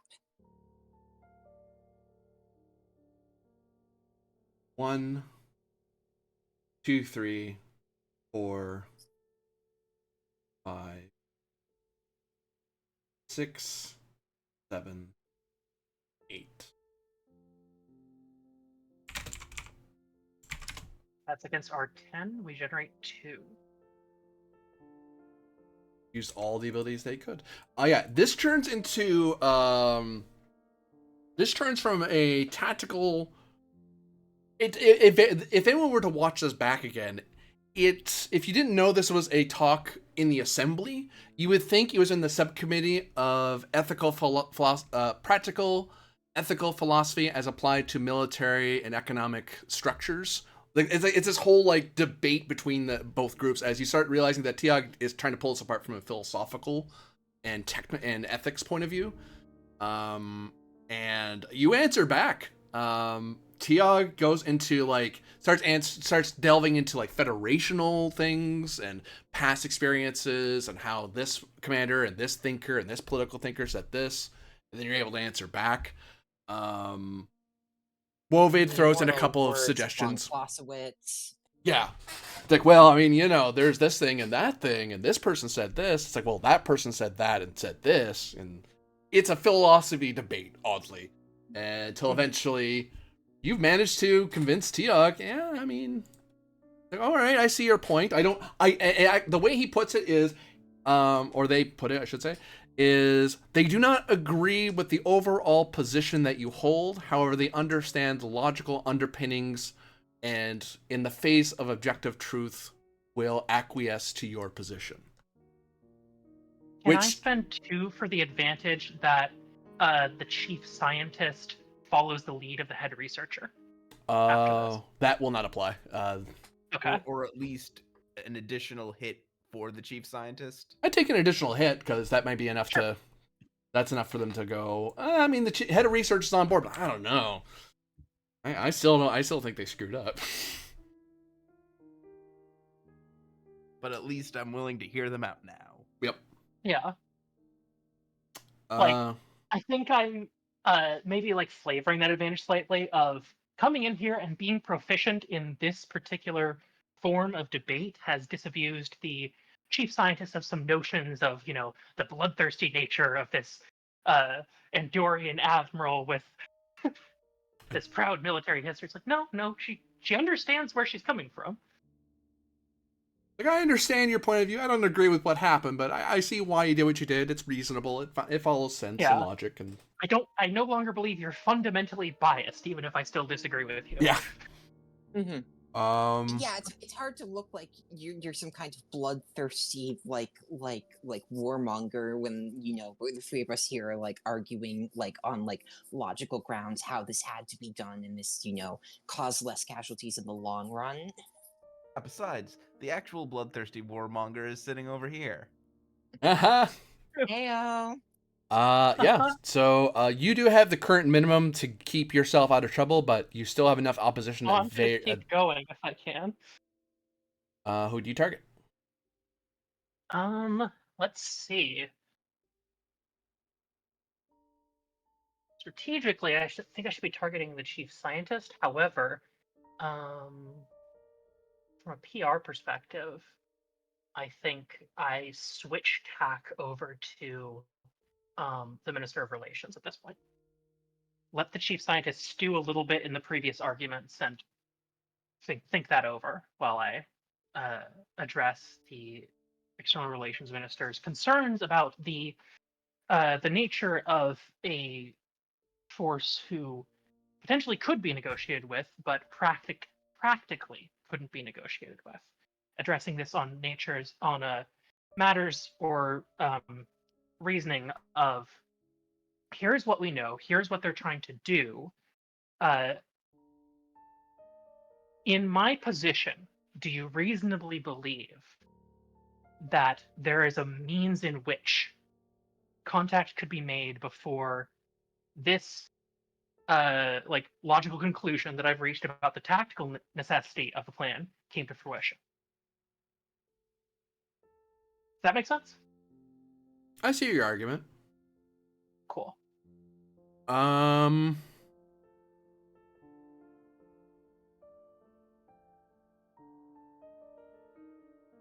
Pose presence con. I like it. I think like a decent chunk of this argument does involve fully acknowledging the fact that if we were able to effectively conduct diplomacy with this group, we might have been able to arrive at some negotiation. But here are examples of why that was not practical, both in this case and sometimes more generally with forces that behave like this from an all-Poland Federation history in that manner. And I'd like to make an argument for military history off that. You could do that. That would work on the Minister of External Relations. All right. Decorated military family. Doesn't hurt or help you. They don't care that you're decorated. Cool. Actually, I'll roll for me a challenge die. If they're in theory, they'll care. Okay.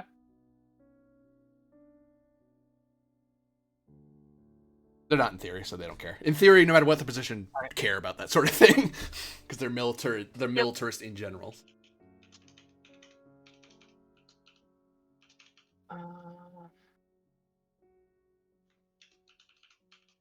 Well, from the perspective that military commendations are like awards for being effective at military activities, wouldn't some in the FIS value that in an equivalence of like being an expert in your field? Well, that's just it. It's not a For the It's Upantari not a or the personal trait. Savix cast, you would need an academic accolade of some variety or a certificate. Oh, okay. An Yeah. award for bravery is not enough, but if you wrote a really informative paper on military Yeah.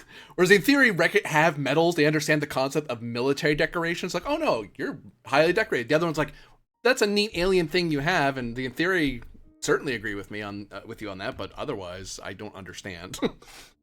I don't see why Yeah. that's so impressive. Uh-huh. You've demonstrated the practical, but do you really understand the theory? Yeah.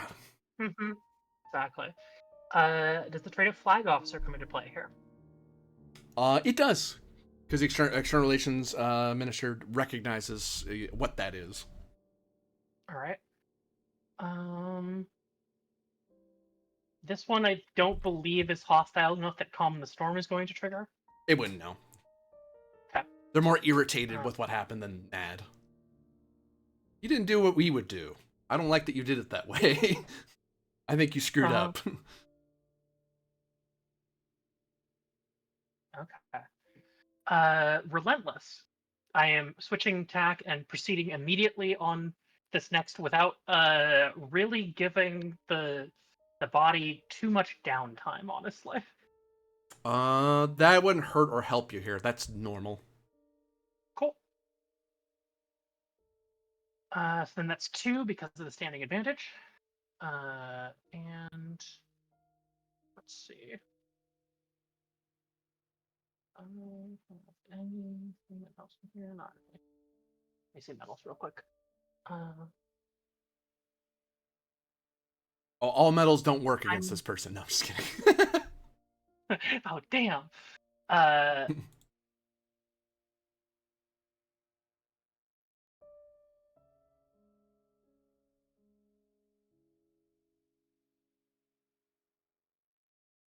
I'm going to spend a citation for conspicuous gallantry to roll a mid of challenge dice to see how many you get. Okay. I'm going for a full mid here.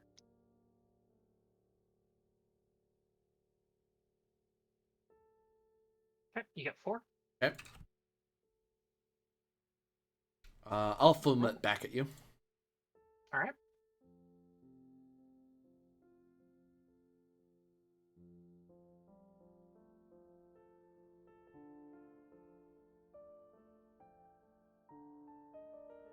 Any assists coming to the Rear Admiral's way?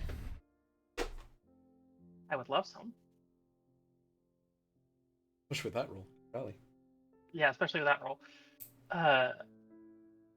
Carpenter, can I get an assist here? Or has she? She's BRB. No, never mind. That's earlier. Yes, sorry, I was muted. I would like to assist as well. A focus in philosophy, same as last time. Yep. All right, reason command. All right, and you get a free reroll because of that. All right. I'll take reason con, not reason command here. Sorry. Is your con much lower? 2 lower, so that's actually a whiff. Do you have advisor? So I'm getting a reroll. Yes. Cool. I will reroll the 19. Hey, it helped out anyway. Focus in pattern analysis for identifying the types of arguments that are being used. Yeah. Makes sense in an assist capacity.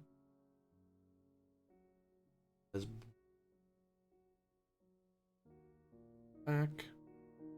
Minister does not have a bonus die from someone assisting them because they're just arguing from their point of view. Their point of view is very, as you obviously can tell, it's very different than everyone else's. They have their own unique reason why. 1, 2, 3, 4, 5, 6, and +1 because of who they are, so it's 7. Oh no, they're still 1 short, and and reroll that 17. And why wouldn't they? They're currently tied with you. All right. Cool. Let me just do something to break that tie then. like to win this. Termination spend towards standing directive, strengthen ties to the FIS. Yes.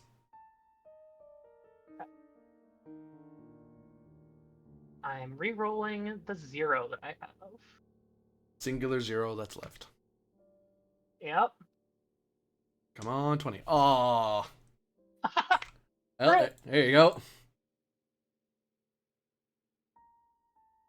Yeah, you get the argument goes for a while, and it would seem Labuk is rather well versed in dealing with, and that's how they got this position. They're well versed in dealing with alien species and polities and extra-national and non-governmental organizations and stuff like that. And they actually start to argue. You actually hear that they actually make a couple of good points about you when you refer to certain situations. They point out ways that it could have been done better, and I imagine wisely don't agree with them out loud, but in your head you're like, okay, that probably would have worked actually. Moving on to a different thing. Moving on, talking about this, and it goes on for a while. Where they present an argument, you try to present a counter, and they do actually find a way to figure out how diplomacy could have been done. A lot of it's very out there, extreme stuff. Like imagine their prime directive is you must always try to diplomacy first. That becomes that is the primary goal of anyone in his ministry is you must perform diplomacy. That is a standing directive, and if you fail to do it, you'll be in trouble. So some of these are rather extreme. Some of them imperil the diplomat in general. But eventually, there isn't any one home run argument you get, but because you gave so many examples of diplomatic situations that Starfleet has tried to do, or the Federation has tried to do historically, and how they led to military conflict, there's a minute where you think, I don't have him. He's going to vote against me. I have to move on. The Varys is going to tell me to stop talking to this guy in a second. And then he changes his vote. He goes, in the event of, well, it would seem that Rear Admiral Thralic has a wealth of information and experience in diplomatic affairs. And it seems by their estimation that this was an instance where they felt incapable or unable to perform diplomatic contact.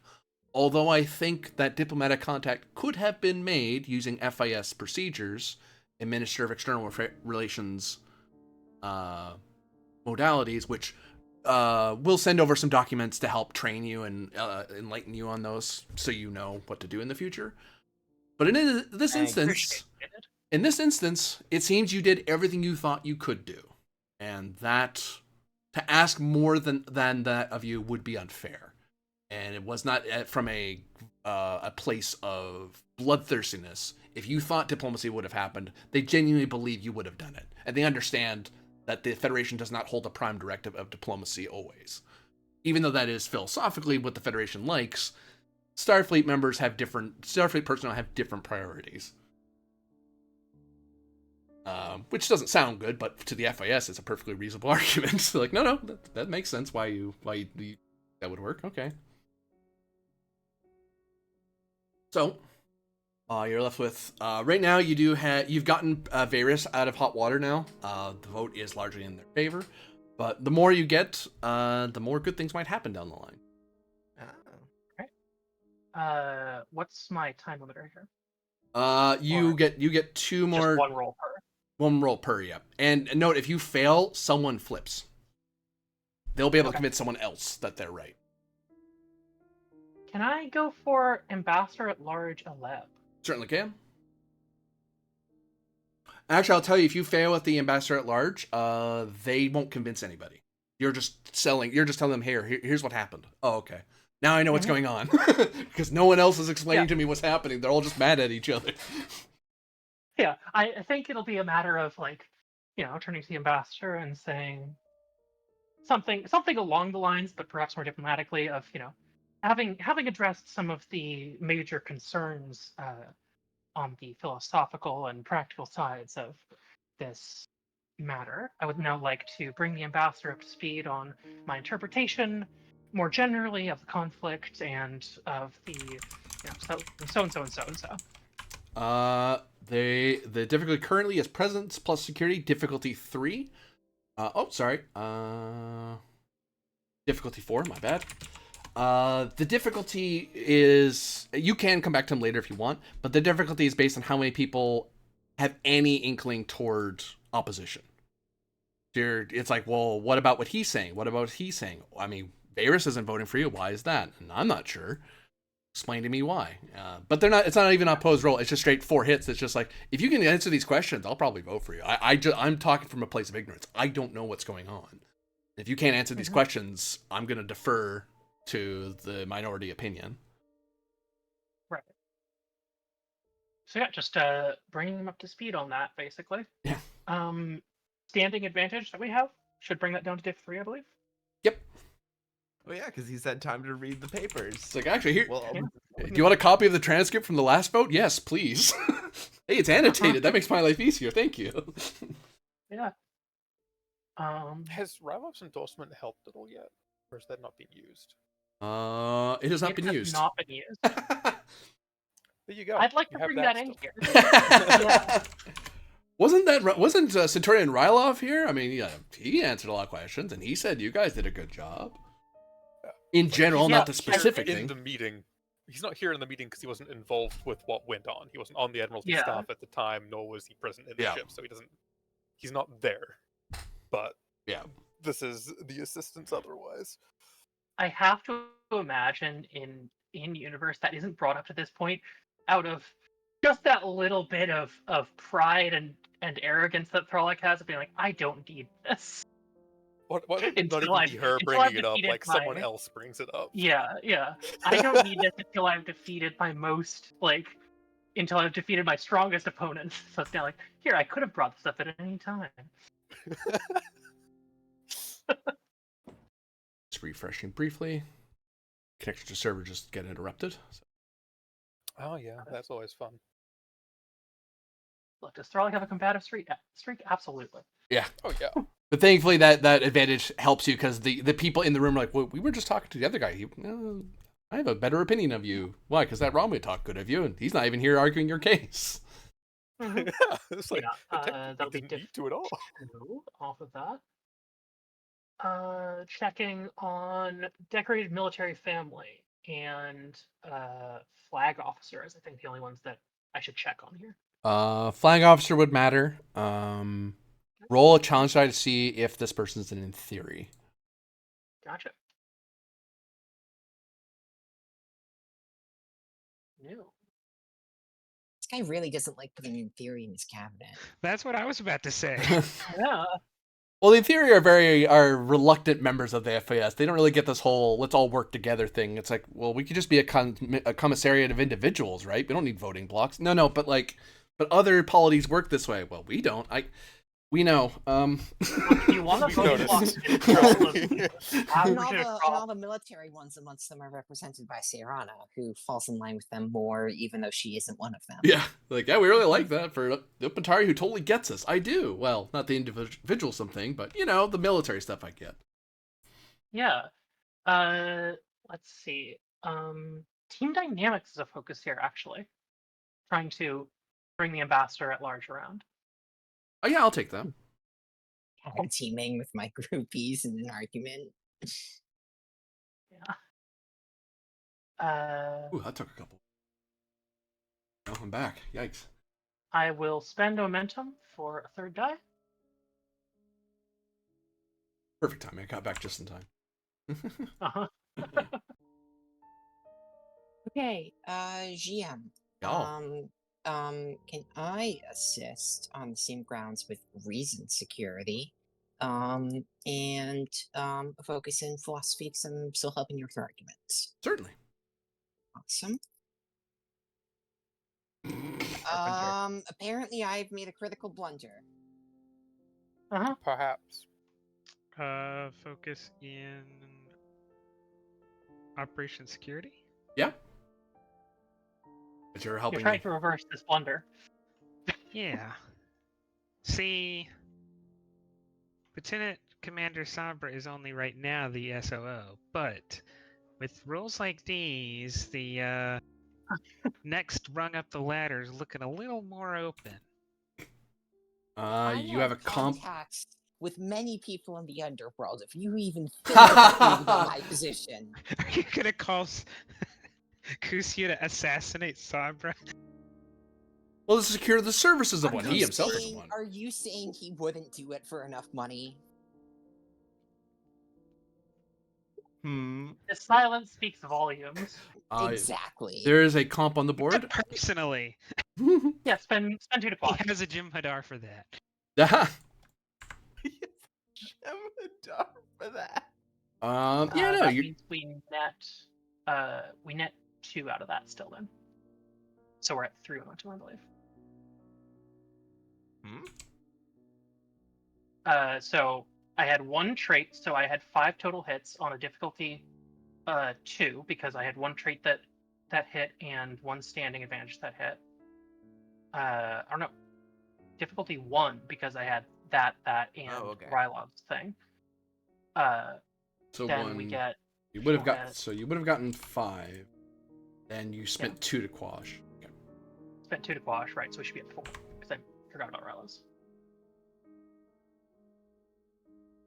Yeah, no, you're able to answer all of Eleb's questions. Carpenter, you accidentally say something in a way that you don't immediately recognize sounds bad, and then but thankfully it seems to blow Eleb. Other people in the room might be annoyed by it, like people around the voters and other not ministers, but assembly members around Eleb seem irritated, but Eleb seems to miss it. They don't seem to catch on that there's anything wrong. And anyone says, "Hey, what about this?" Like, "Oh, it's not that big a deal." Like Eleb just dismisses it as, I'm not annoyed by this." Note to self: don't mention acceptable combat casualty ratios in front of people who don't understand what needs to be done. Yeah. I don't know. Yeah. It's like Eleb's like, I got it. I understand what they're saying. Do you? Not really, but I'm not sure. I'm not as irritated as they. you not really. I don't really get what you I said, don't but think I this don't man take it as should an be in insult. politics. Well, there's a reason they're at Wait. large. They usually don't get they don't attend these things for a reason. Yeah, he's the grand poobah. All right. So yeah, you have the Chancellor of Trade left and the Chief Scientist. I have a hit already with the chief scientist, so I will go for that. Okay. Is it opposed? It is, yes. Alright, so- Depends on your argument. Actually, specifically with the Chief Scientist, it'll be a science roll of some kind. Like how it, because the main thing he cares about is the scientific loss to the community that has imperiled progress of the FIS. Like, this is you've made the FIS pay too high a price for what we've gained, and he's not entirely sure how well we'll recover from this. That was a lot of Carpenter, people you that got lead destroyed. This and I'll assist you. I mean, a lot of people, they roll small ships. Oh, so they're a They few would in kill number, are they? I you. guess lives don't matter, you know. Yeah. Like, well, we would just get Uh. very and they are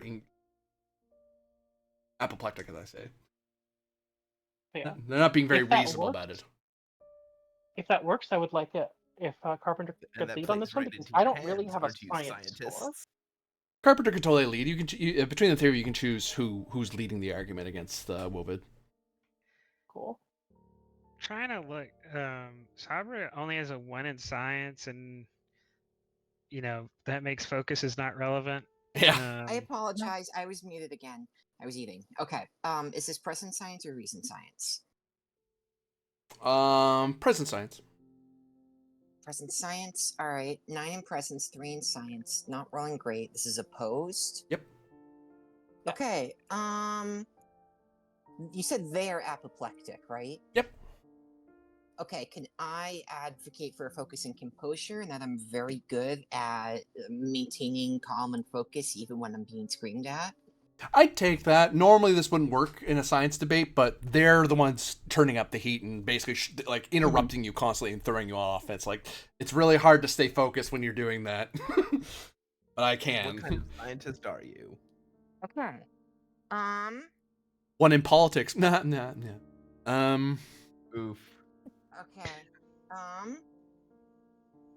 I could try to help with the trait denobulin if he's looking to get married, I guess. It's really stupid. Okay. Okay. Okay. I believe there's Um. 2 advantages standing here that you'll have. So you have 2 Okay. hits already. And because we're nearing the end of the session, I might as well spend a value anyways. So here's my thought, right? Um. Um. Um. Okay. I have 2 thoughts. One is I have the value we must be inspired by the future, not the past, on the grounds that like tearing up the Halanak agreement represents a regression of the FIS towards the past, towards a time where things were worse for the FIS and it was less safe. It is only in the future that is in your grasp of your alignment with the Federation that you will find prosperity. You could do that. My only warning to that, Mm-hmm.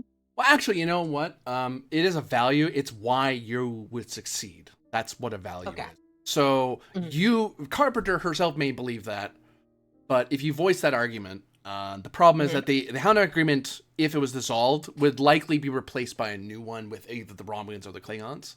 So they would likely change to somebody else. They would just dissolve the one they have with the Federation. Mm-hmm. It'd be like instead of the agreement, Halanak agreement, it'd be like the Halanak concordance or the Halanak subject state agreement or something like that. Mm-hmm. But Yeah, you and believe that the future, that you should be looking to the future, so you could lean on that without leaning on the argument okay. because you believe it. Then I will spend for that value. First time it uses that value. All right. And with that, with a focus, with 2 advantages, how much have you spent for? I'm gonna spend 3 threat toward the advantage that the young are the future. They must always be protected. All right. Then I'll spend 3 threat on 4 dice.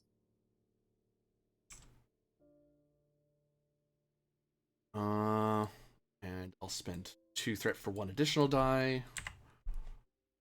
Wow, you just hit those crit ranges. Mm-hmm. 1, 2, 3, 4.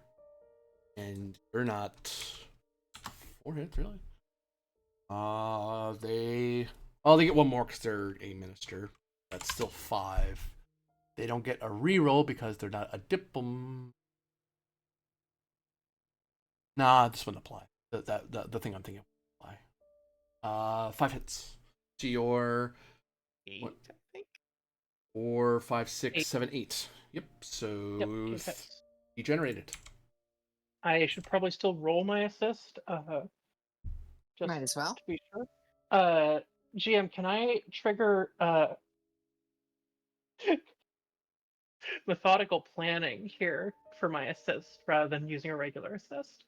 I wouldn't say so because you weren't intending to talk to these people. This was something Varys told you should do. I did sketch out a plan to talk to these people. Yeah, individually, not in the assembly. And you also like Carpenter showed up to help you like minutes before that actually wound up happening. So True. All right, present science it is then. Hey. 1 float. But yeah, no. As emotional and biased as Wovid is, you were able to explain how the continuation of the Halanak agreement would be toward the future. Like there are losses now, and that is bad, but that doesn't mean that we need to compound the loss down the line.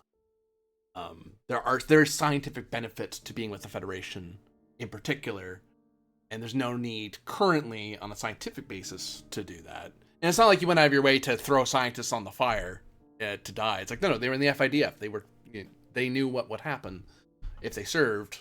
That sucks, but that doesn't mean you're not going to have scientists down the line, sort of thing. And there's a certain level of they understand that, and it's like, well, they're not thrilled about what's happened, but even without you pointing out your value, you get the feeling that, especially the way as you just heard what his value is, you're both in the same ballpark, just you're coming at it from different directions. And they discover that about you, about Carpenter. It's like, oh, okay. Mhm. You're looking toward the future. You're not forgetting the future. You're not destroying the present. You're not destroying what we have now for short-term gain. You are considering the future. That is something that's being thought Mhm. about. There is one float on the table. Okay. Can I spend? Can I spend 2 to flip Varys or Dior, or would that not be a possibility? You could give it an advantage toward it because of the majority opinion that's Okay. currently held. Although didn't Yeah. That was our last roll, though. that was our last roll though. Okay. Well, I mean, we've got a pretty big majority here, but in that case, then can I spend 2 to, I don't know, make an impassioned plea towards protecting the Halanak agreement so that the future of the FIS and Federation can be secured on the grounds that whatever decision they decide, it will be slightly more favorable to us, or would that not be possible? Sorry, I mildly tuned out because I was confused by what people just said. People saying Oh. last roll? Why would it be I last thought- roll? 2 more I rolls. thought you said that we had 4 attempts overall to convince the assembly. Oh no, sorry. You get 1 per person. Sorry. Oh, okay, cool. So we still have Sorry. another. Yeah, you still have Oh, one. okay. You get 1 attempt at each person. I was thinking 4 because of these guys, but I forgot to mention Eleb. And it's like, oh Got well. it. Got it. You're not going to do Okay. rolls against people you already have. Yeah, no, I was going. Yeah, I'm willing to make a tactical choice here and convince the ambassador. Okay. And I was turned In out that to be case, thinking I more than I just used to. yeah. Yeah, you can I totally just do that. spent 2 on passion plea to help convince towards Dior. Okay. Certainly. You don't understand what you're doing here. The Halanak agreement is the future of both our states. If you tear it up here and now, regardless of what you think of what immediately occurred, there will be long-term consequences. You can't be thinking in the here and now. You have to be thinking 5, 10, 20 years down the line.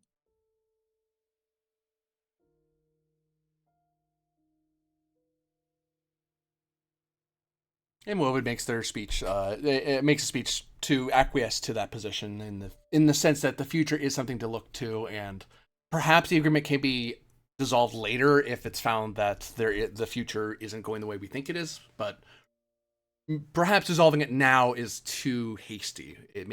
We need more time to see where this is gonna. This could be an anomalous outlier in our relationship rather than a permanent upward or downward trend. But all that remains is the Chancellor of Trade, Dior. Can I get a refresher on what his objection is? They agree that taking on pirates is a good thing. Piracy is bad for economics in general. However, they now have to change the expenditures of the FIDF of the FIS into the FIDF. A massive amount because now they have to train a bunch of new people. They have to build a bunch of ships, but also now that the fleet is reduced by so much, you've destroyed and actually they even Lance jump on Carpenter's explanation a bit. It's like, yes, I'm also thinking of the future in that we may have short-term destroyed an armada now, but we at the cost of making ourselves weak to even small pirate fleets later. Today, you won a battle now, but now we're exposed to pirates, and now our economics are going to suffer, and you don't have the fleet strength to make up that difference. Because the whole point of having the Halanak agreement was for you to provide military support and augmentation. It's hard for a single ship and some staff on a station to make up the difference of 2/3 of the FIDF fleet. So they think you. GM, Yeah. how certain am I of getting those reinforcements from Starfleet?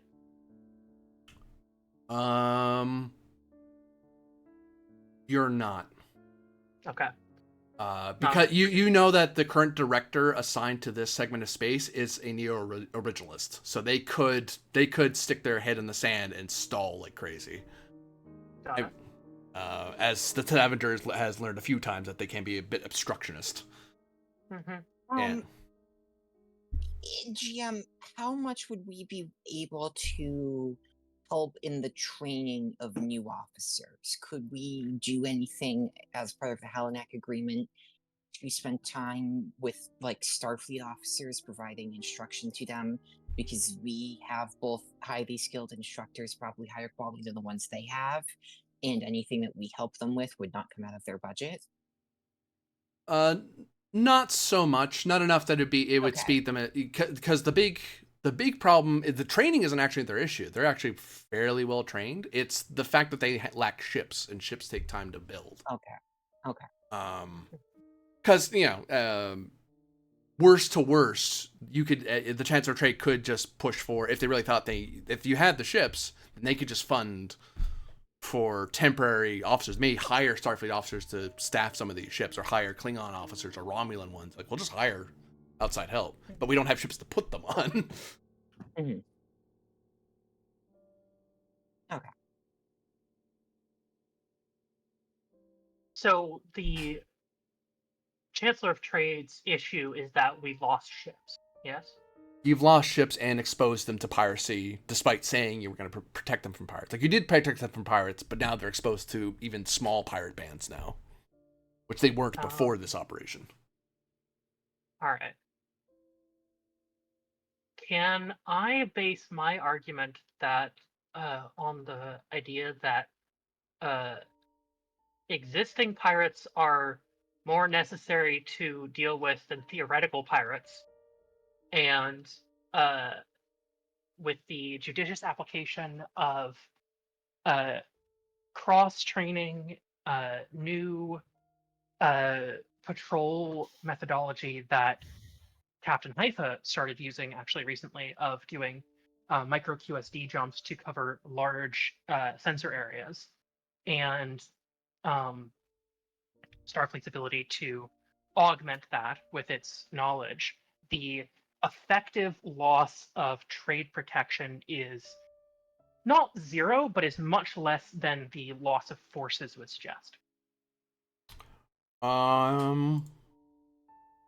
This one will be a presence plus command, difficulty 6, comp range of 2. Similar to the Ambassador at Large, except they are far more. They have a very high, almost an impossibly high bar to overcome. So your average diplomat would not be able to convince this person, because they think this is a massive blunder. And actually, the comp increase is based on your argument of existing pirates are more important than theoretical, because they immediately counter for free. They counter. I'm not talking about theoretical pirates. I'm talking about existing pirates that already threaten us, and we were repelling, and now we can't because of you. It's like, I'm trying to demonstrate. Well, here's how you repel those pirates. Yeah. It's like, well, okay, shoot, I kind of stepped on that landmine a little bit, but here's my answer to that. Yeah. Guidance as a focus here. This is how you deal with these pirates. Yeah, Chancellor Trade isn't a military officer, so they need to. You are trying to explain to them how you can do this with such minimal resources. Saying here, actually, no, your patrol routes weren't very effective. You were kind of overutilizing. Yeah. Does that change this into a security role? I'm fine with it being command, obviously, but it sounds potentially more like security. You could shift it to security, yeah. If I can keep it as command, I'd like to. It's higher. I just wanted to make sure that it didn't auto shift it. It didn't auto shift it, no, because you're talking about logistical, large scale fleet operations, and that falls into command generally. All right.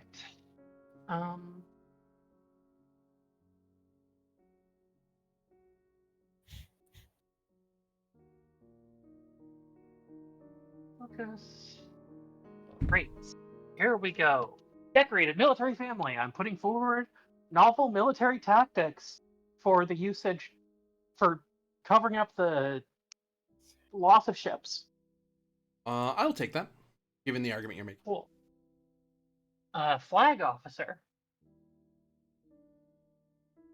Starfleet coordination of those ships, because this will be a strain on their existing command infrastructure. I'll So, take it on. Starfleet is- I'll take it on the line that you would have the capacity to do such a thing. Like you would have the authority to do such a thing as a flag officer. Um,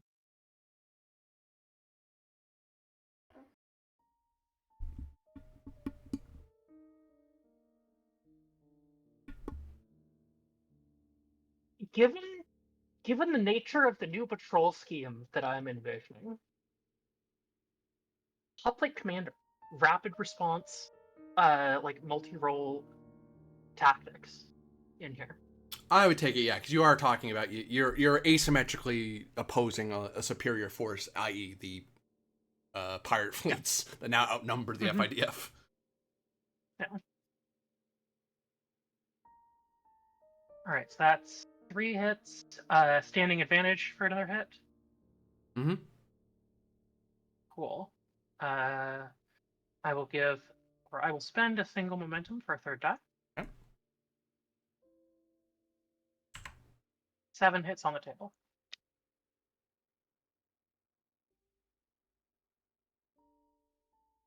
On a diff 5, I believe. Advantage? No. Well, you added them as hits, right? Yes. I added them as hits, yeah. So you gain 1. I was thinking in opposed roll. So Who's in command assist again? Presence command and presence security would both make sense here. Okay.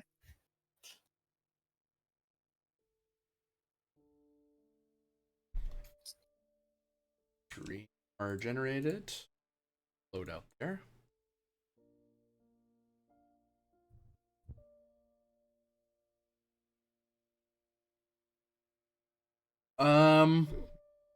So like the ambassador at large, like Eleb, Dior has a lot of questions.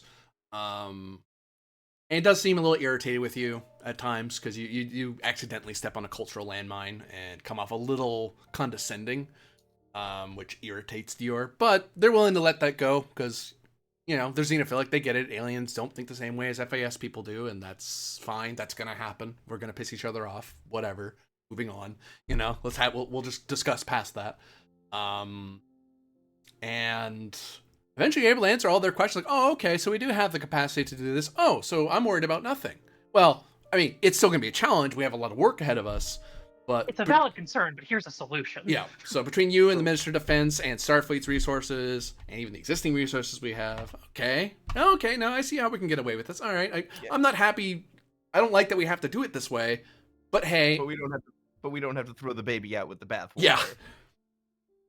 Can I spend 2 on an advantage that, with the conclusion of this, Thralic and Starfleet's presence here is not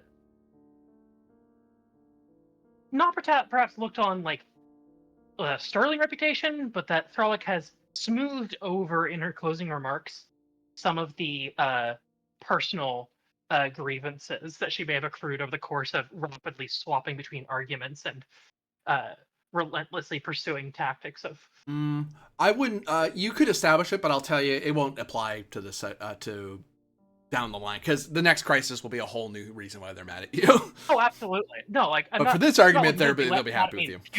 Just like Thralic is trying to smooth over potential resentments on more of like a personal diplomatic level rather than like a full Halanak agreement level. She's going like, make these people think I'm reasonable at the end here.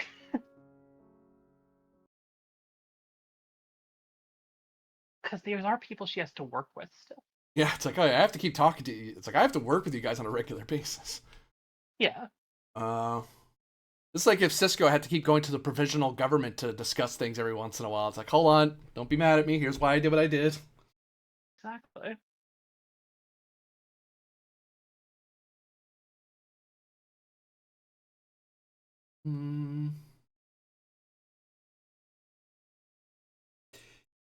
You eventually having Varys, having heard the argument and notices, having heard what everyone said, what you said, asks, as he usually does, is there any further on this topic, as a sort of general procedural thing.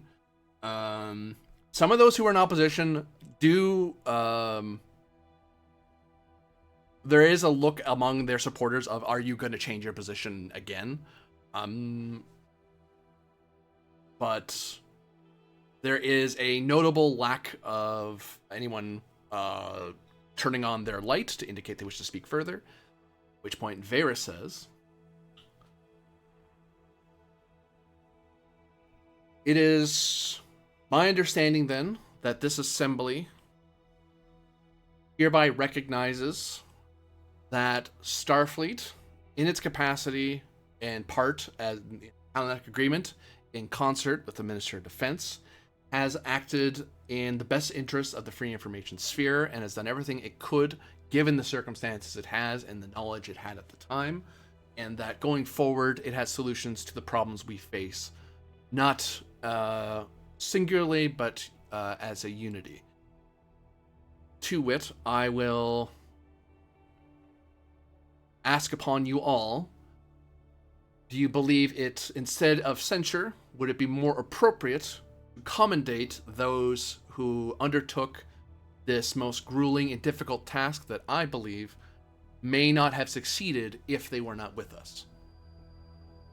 And that surprises a lot of people because he's offering an opinion. But you get the feeling that it's one of those things that it's something he can get away with if he knows he has unanimous vote. If he knows a unanimous vote is going a certain way, he can speak to the unanimity, which it turns into a new vote. But the new vote basically turns into all the lights around you flicker on as everyone votes yes to accommodate all those involved. Everyone in the Halanak Agreement currently now has a commendation from the Assembly. Except for Ryloff, who wasn't part of it. Well, because even though I helped. Oh wait, yeah, no, they're informed. No, never mind. You're right, because you're now back, and they would have been told. So no, never mind. You get it as well. Oh, I was meaning because I helped the argument Thralic made. Yeah. But yes, I also did help in that way too. yeah, you helped. I would not be. Rumors of my firing have been greatly exaggerated. I Yeah. wouldn't have been commendated because Ven hasn't been around for any of this. Damn, you're right. You're right. Yeah. This sucks. It's cool. There's a little bit more time of like follow-up questions, like say Rana asks questions because everyone gets a turn to say stuff. Serena says her things, Bazog says their things, Zwift says their things, Bennett says theirs, and you kind of spend a little more time. You're basically performing, not that you trying to do this, but because of what Varys did, you kind of have a victory lap as everyone speaks as to why you did such a good job, basically. And why hopefully the advantage it created helps, not with that happening, but with people not like gritting their teeth through it.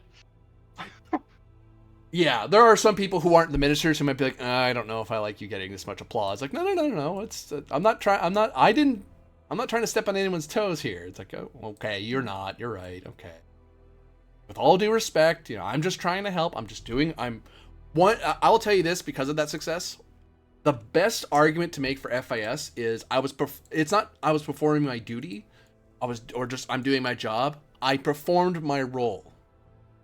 My role is this. If you don't trust my role, then I shouldn't be in it anymore. This is what I do. And you did what I think I basically invoked that a couple points. Yep. Yeah. And it's not like you had some junior officer running around doing random crap. It's like, no. A fleet captain and a commander whose roles involve doing operations like this, I trust them to do stuff. If I didn't like it, I could have tried to put a stop to it, or I could remove them. I don't think they did anything wrong. So... Mm-hmm. And the last thing we'll focus on, as a new scene trickles backward in time. Uh-oh. I'm in danger. I want you to be on 1950s Earth so badly right now. Getting shot at by gangsters. Kovic would love this. Ven, you find yourself being treated. These guys. Victoria is not there. Well, they might be the retrieval method, though. Yeah. You notice that you are revived by the team that's around you. As you have been shot, and you see that your uniform's all ripped up. You see that people are sealing up the wound. You hear Serpentia look over to everyone. Is he dead? No? Good. Get him off the floor. We need to get out of here. Go, go, go, go. And you're being picked up, and you're still kind of waking up from the drugs that they had you on. And in your haze, you see that you seem to be running around in between some place. Looks like you're running between buildings. You're somewhere outside on some planet. It doesn't seem, none of the buildings seem inheritor in nature. Insight engineering, difficulty 2. Okay, hold on. That's a very funny you should say that. Why can I not find my sheet? Where are you? There you are. Here's something interesting. I have a bad feeling if insight engineering, it's gonna be bad if this focus comes into play. History focus? Yeah. God damn it. When am I? I'm gonna spend 3 momentum.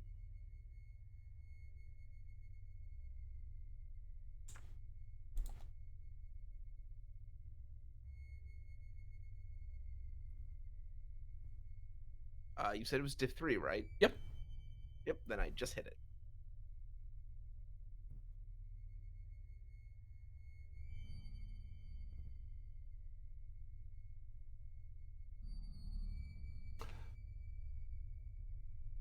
This doesn't look to be inheritor tech, but your knowledge of history helps you recognize that you seem to be in pre-free information sphere formation. As you look at the buildings, and you notice that they are Upentari buildings, but they're the old historic ones near the Great Slime, and you can actually see the Great Slime off on the horizon. It looks way bigger than you have ever seen it before. And you seem to be slime thing. And you're being chased by a bunch of other Upentari who are firing mass driver weapons at your party as they are fleeing as Serpentia and the party are fleeing for their life, trying to get out of the town or find somewhere to go, except they're being chased by slimes every which way. Oh, god damn it. It's a slippery situation. Lieutenant, get on your feet! Yells Serpentia. She finally notices that you have a free moment to stop and catch your breath. Yep, I'm up. Ow, my head, my side, yep, I think they also got me in my leg. Ow. You're an inheritor. Everyone, touch him again. Everyone's like, what? The whole away team reaches out to like touch you in some way, like just like on a arm, a leg, a hand. Serpentia is like holding you by the shoulder. Okay, let's try this again.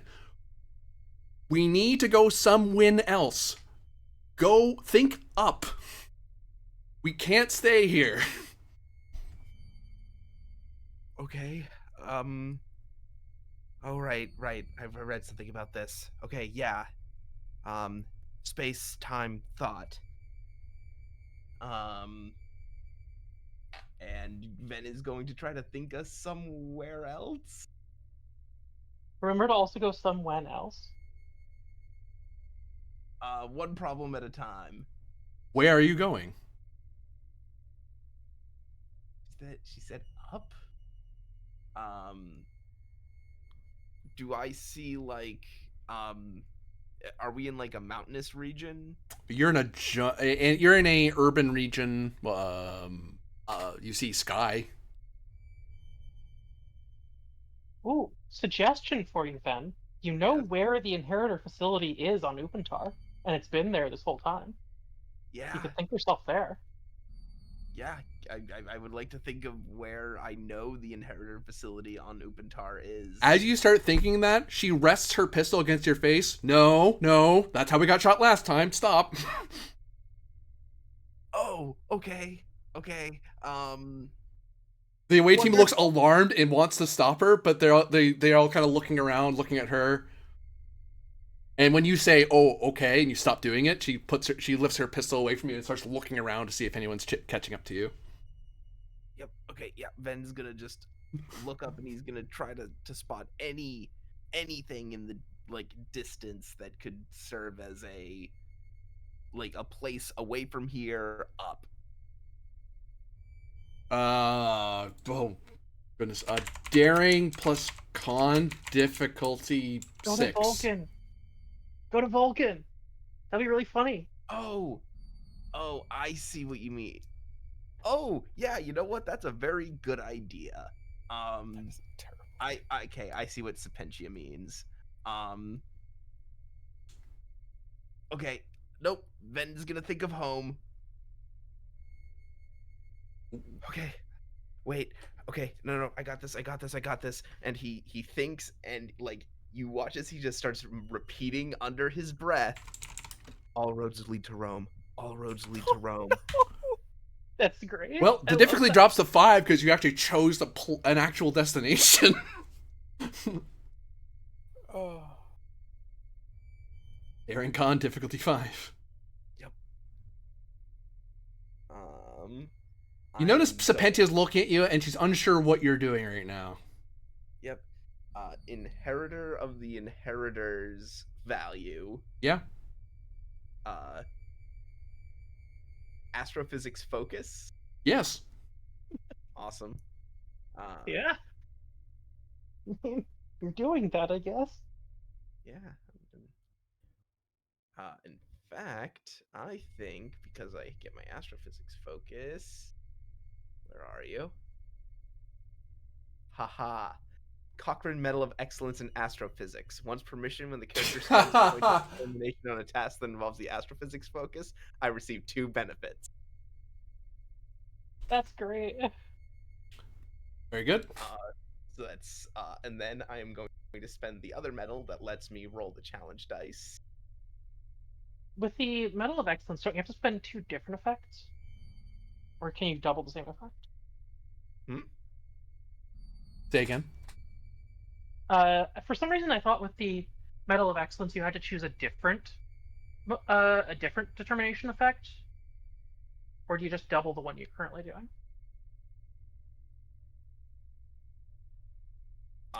Well, I think I can effectively buy 2 dice that have both rolled 1s, right? It would need to be something Or is that different not because you wouldn't be able to do that normally. Yeah. Oh, okay. In which case, I am going to spend. I'm gonna roll 5. That's fine. I'm gonna roll 5 challenge dice. You want a suggestion, though? You could still spend the determination and spend the medal. You just could spend the second instance of the determination on an advantage that would lower the difficulty by 1. Oh yeah, I could do that. Yeah. So that becomes a lower diff. Still spending. I'll actually throw something out there because one of the things you can do with determination spends is temporarily have a talent, so long as you qualify for it. Mm-hmm. You would get a reroll on one of your dice. Okay, cool. Because there's like a time mechanic talent that I know you qualify for.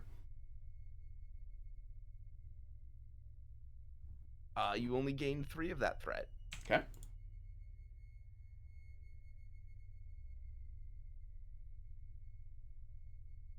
Here we go. Oh no, hang on. I've got more I can do. I'm not out of this yet.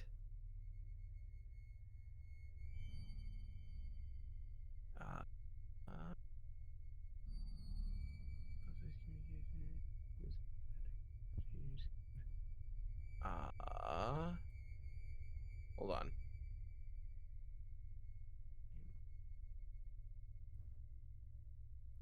Now, while you're doing that, Ben, Kim, I have an oddball thing to throw at you. Mm-hmm.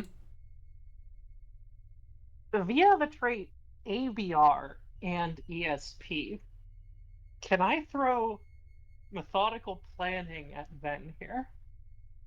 If you give me a threat, sure. Cool, I'll do that. Yeah, I unfortunately don't think I have a milestone that'll play for this. I'm giving you a reroll. Oh, You have 2 rerolls because you have a temporary talent of yeah, time that's right. mechanic. Ayo. 1, 2, 3, 4, 5. That hits it. Well, plus the determination spend. 6, 7. All right.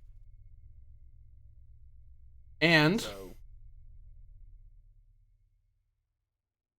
you vanish. All as you're all standing there, but you think, and then all pop out of existence. There's a bunch of very confused Upantari aim their mass drivers and rifles as they mass all around you, and they all look around, and then they all look up at the Great Slime. The Great Slime, did see you, and for many centuries later, there's a grand question that is brought upon the Upantari. Those were not of Upantar. Those were aliens. Where did they come from? Why were they here? Perhaps we should go looking for them. Ben, you're going to get a ding because you violated the Temple Prime Directive. God damn it. Because the Grand Slime could totally see you. Yep, wonderful. Although now you have this weird paradox of, wait, did they become xenophilic because of us, or were they going to do that anyway? Well, now we don't know. But don't worry. You'll be finding yourself in the year 2201, Rome, Italy, Earth. Oh, 2201. Huh. Cool. Enterprise. So that's like, isn't Enterprise the 2150s? This is like midpoint between Enterprise and TOS, right? Yeah. Think so? Is that during the Romulan War? No. I'll look up. Okay. But with all that, yeah, so the Admiralty staff has done what they can to attend to the various fires and crises that are looming, preparing themselves for the joint operations to come and doing their part as part of the Shackleton fleet operations to avert the scourge of war and devastation in the Shackleton Expanse. But in that progress, they also have improved their position in the FIS and have explained themselves admirably. Meanwhile, Ven has found himself traversing across time, being attacked and chased by someone he doesn't know because he does not remember how he got into this mess in the first place. On the plus side, at least the away team's still with him. But we'll see what's happening to Ven some more next time, as well as seeing how much more progress can be done to save the Shackleton Expanse. For those of you watching, thank you very much for watching. For those of you playing, thank you very much for playing. And we'll see you again next time. Bye. Oh, God. God damn it, Ben. I was not planning for you to be here because I thought you were like, oh, I can't make him. Like, oh, okay. I'll worry about his time shenanigans later. Oh, I have to explain what you're doing. Sure, let's do with this. No, that's You know, fun. it's good. That's cool. I really like Oh, Very in medias res time mission. It's like, I don't even know when I am or what's going on. it. yeah. No, I love it. That's very temporal mechanics bullshit.